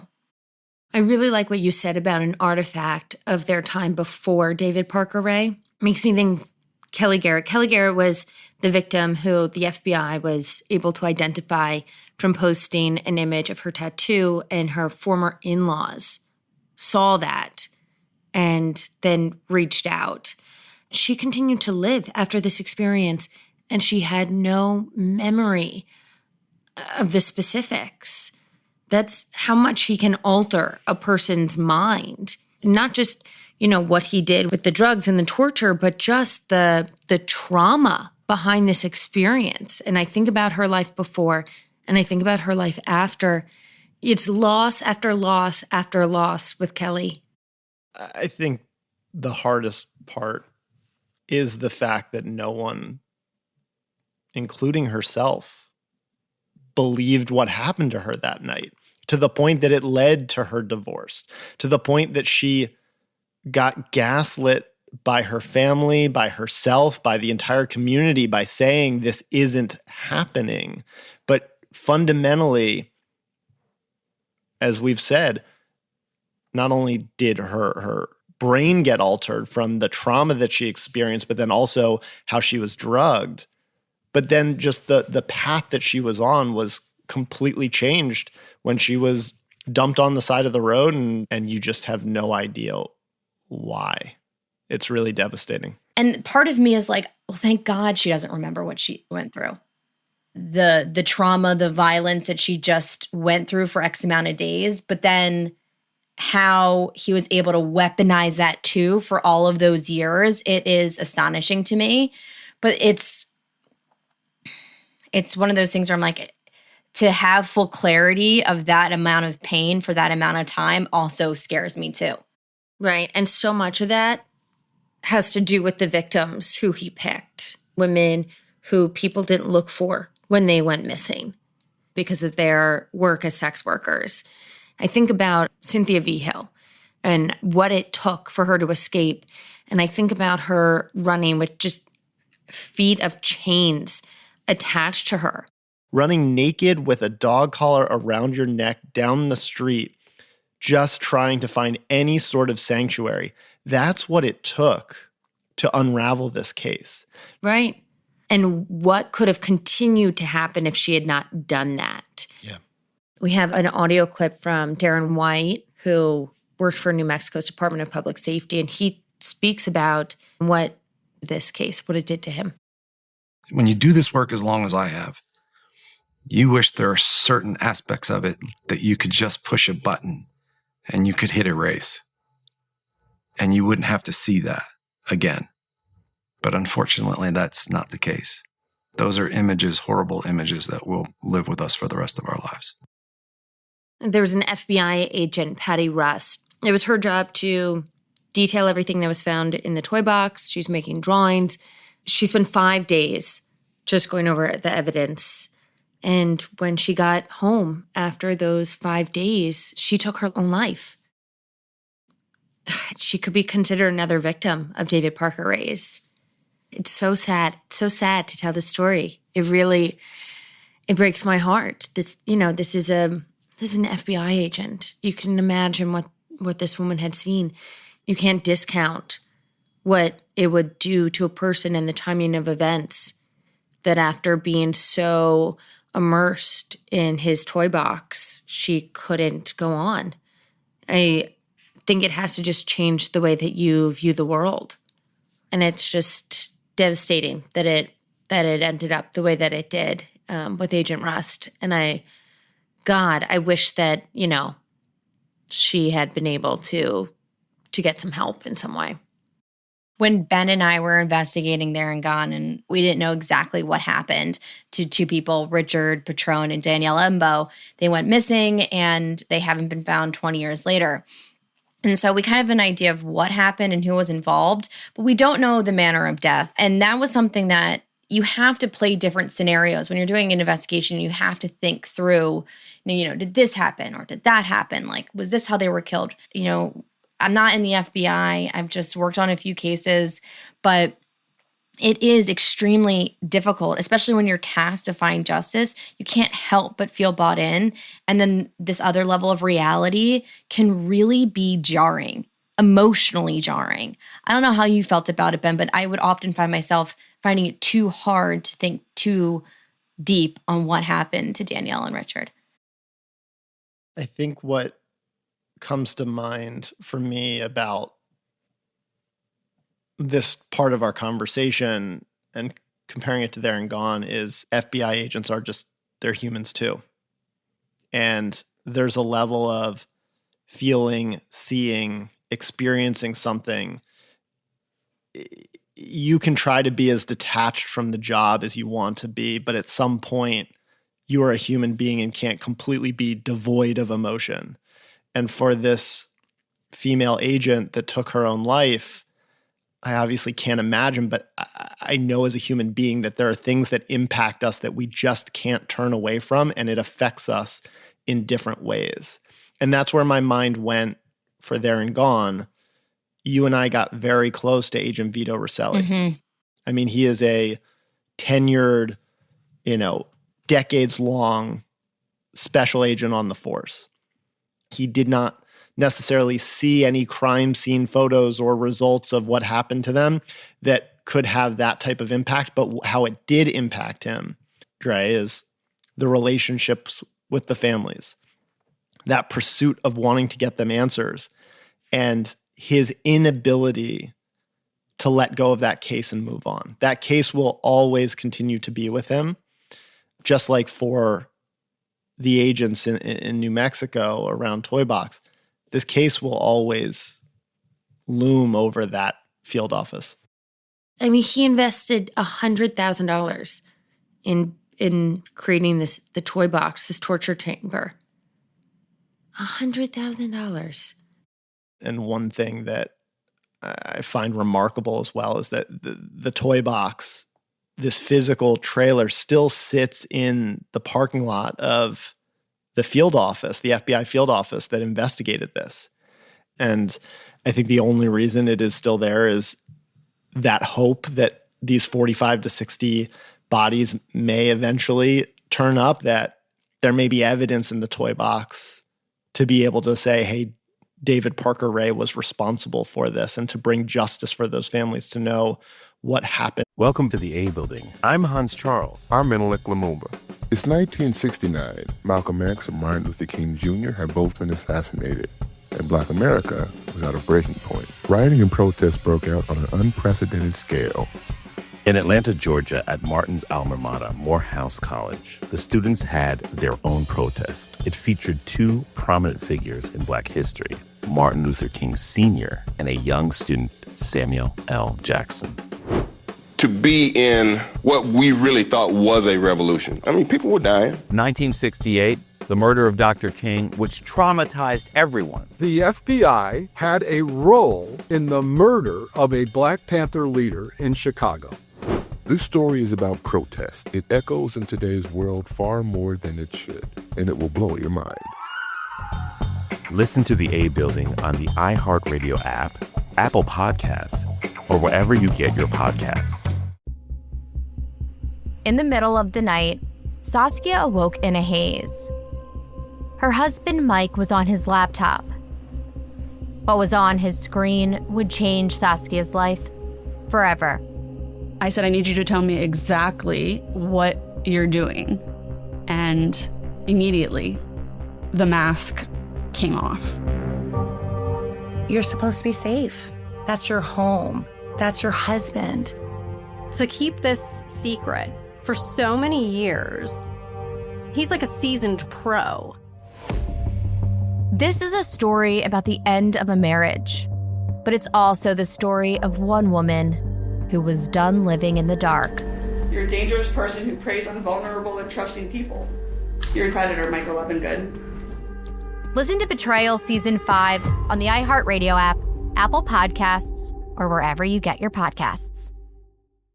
What if mind control is real? If you could control the behavior of anybody around you, what kind of life would you have? Can you hypnotically persuade someone to buy a car? When you look at your car, you're going to become overwhelmed with such good feelings. Can you hypnotize someone into sleeping with you? I gave her some suggestions to be sexually aroused. Can you get someone to join your cult? NLP was used on me to access my subconscious. NLP, aka Neuro-Linguistic Programming, is a blend of hypnosis, linguistics, and psychology. Fans say it's like finally getting a user manual for your brain. It's about engineering consciousness. Mind Games is the story of NLP. Its crazy cast of disciples and the fake doctor who invented it at a New Age commune and sold it to guys in suits. He stood trial for murder and got acquitted. The biggest mind game of all? NLP might actually work. This is wild. Listen to Mind Games on the iHeartRadio app, Apple Podcasts, or wherever you get your podcasts. to their loved one. There's one piece of this story that is really the open-ended piece to it that bothers me outside of everything that we've talked about, which is this map that was recovered on his property that had, pins in this lake just randomly scattered about. And we cover the fact that there was this drought that occurs, and everyone expected, because of that drought, this is how we're going to find all these missing people. And yet when that event occurs, that drought occurs, the reservoir runs dry, there are no bodies. And it left me with the question, was this just another token that he held on to of where he committed all these crimes? Or was this another part of his manipulation to lead law enforcement towards an empty search? And I just don't know. That bothers me about this case. I want you to hear something from Darren White, who worked on this case. I think still at this point, your hope is, with like any case that you are asked about that's unsolved, your hope is that bringing it back, there'll be a tension that comes with this airing. And you hope that with what Cynthia's doing and others talking about it, that maybe it just sparks something in somebody to do the right thing. And so I see it as an opportunity to raise awareness about the case. And the only thing that's going to make me feel good about this case, if that's even possible, is solving some of these homicides and finding some of these women. Well, can you imagine being the FBI agent who had a meeting set up with David Parker Ray where he says he's going to talk and he dies from a heart attack?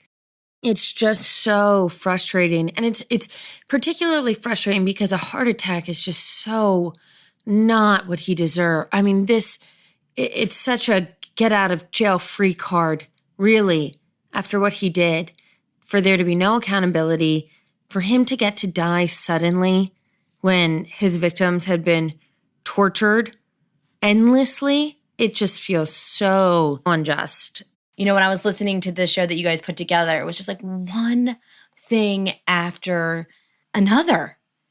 But it just kind of goes to show just like the wake and how expansive his destruction is. And it doesn't stop at just the investigation. I mean, there's like a black cloud that hangs over this whole entire story.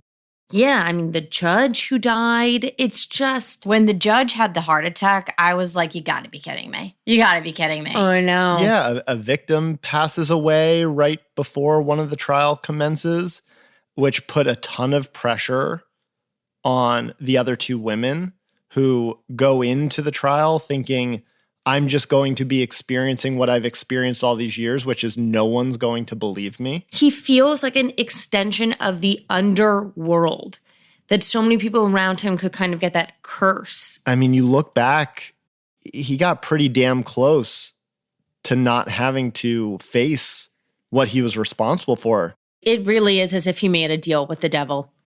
In what you guys put together for the Toy Box Killer, you really get the impact of how terrifying and violent and bad of a person David Parker Ray was. You did a really great job. And then, so you guys are done with New Mexico, and then the next up is we're heading to my neck of the woods in New Jersey. Yeah, now we're in New Jersey. For people listening who don't know this, which would be anyone listening, we're based out of Philadelphia. So the New Jersey stories, we're really familiar with these areas, particularly Cherry Hill. Cherry Hill's 45 minutes away? Mm-hmm. We want to keep those lines open between us and the American Homicide listeners in our email, in our Instagram, because a lot of these stories take place in communities that you all know well and have insights. And we want to hear those things. And we also want to hear what you want to hear more of. So if there's questions or anything that comes up or cases that you believe deserve more attention, reach out, let us know. You can email us at americanhomicidepod @gmail.com. I just loved being joined by you guys. Thank you. I'm excited for New Jersey. Thanks. Dre, Ben, thank you both so much.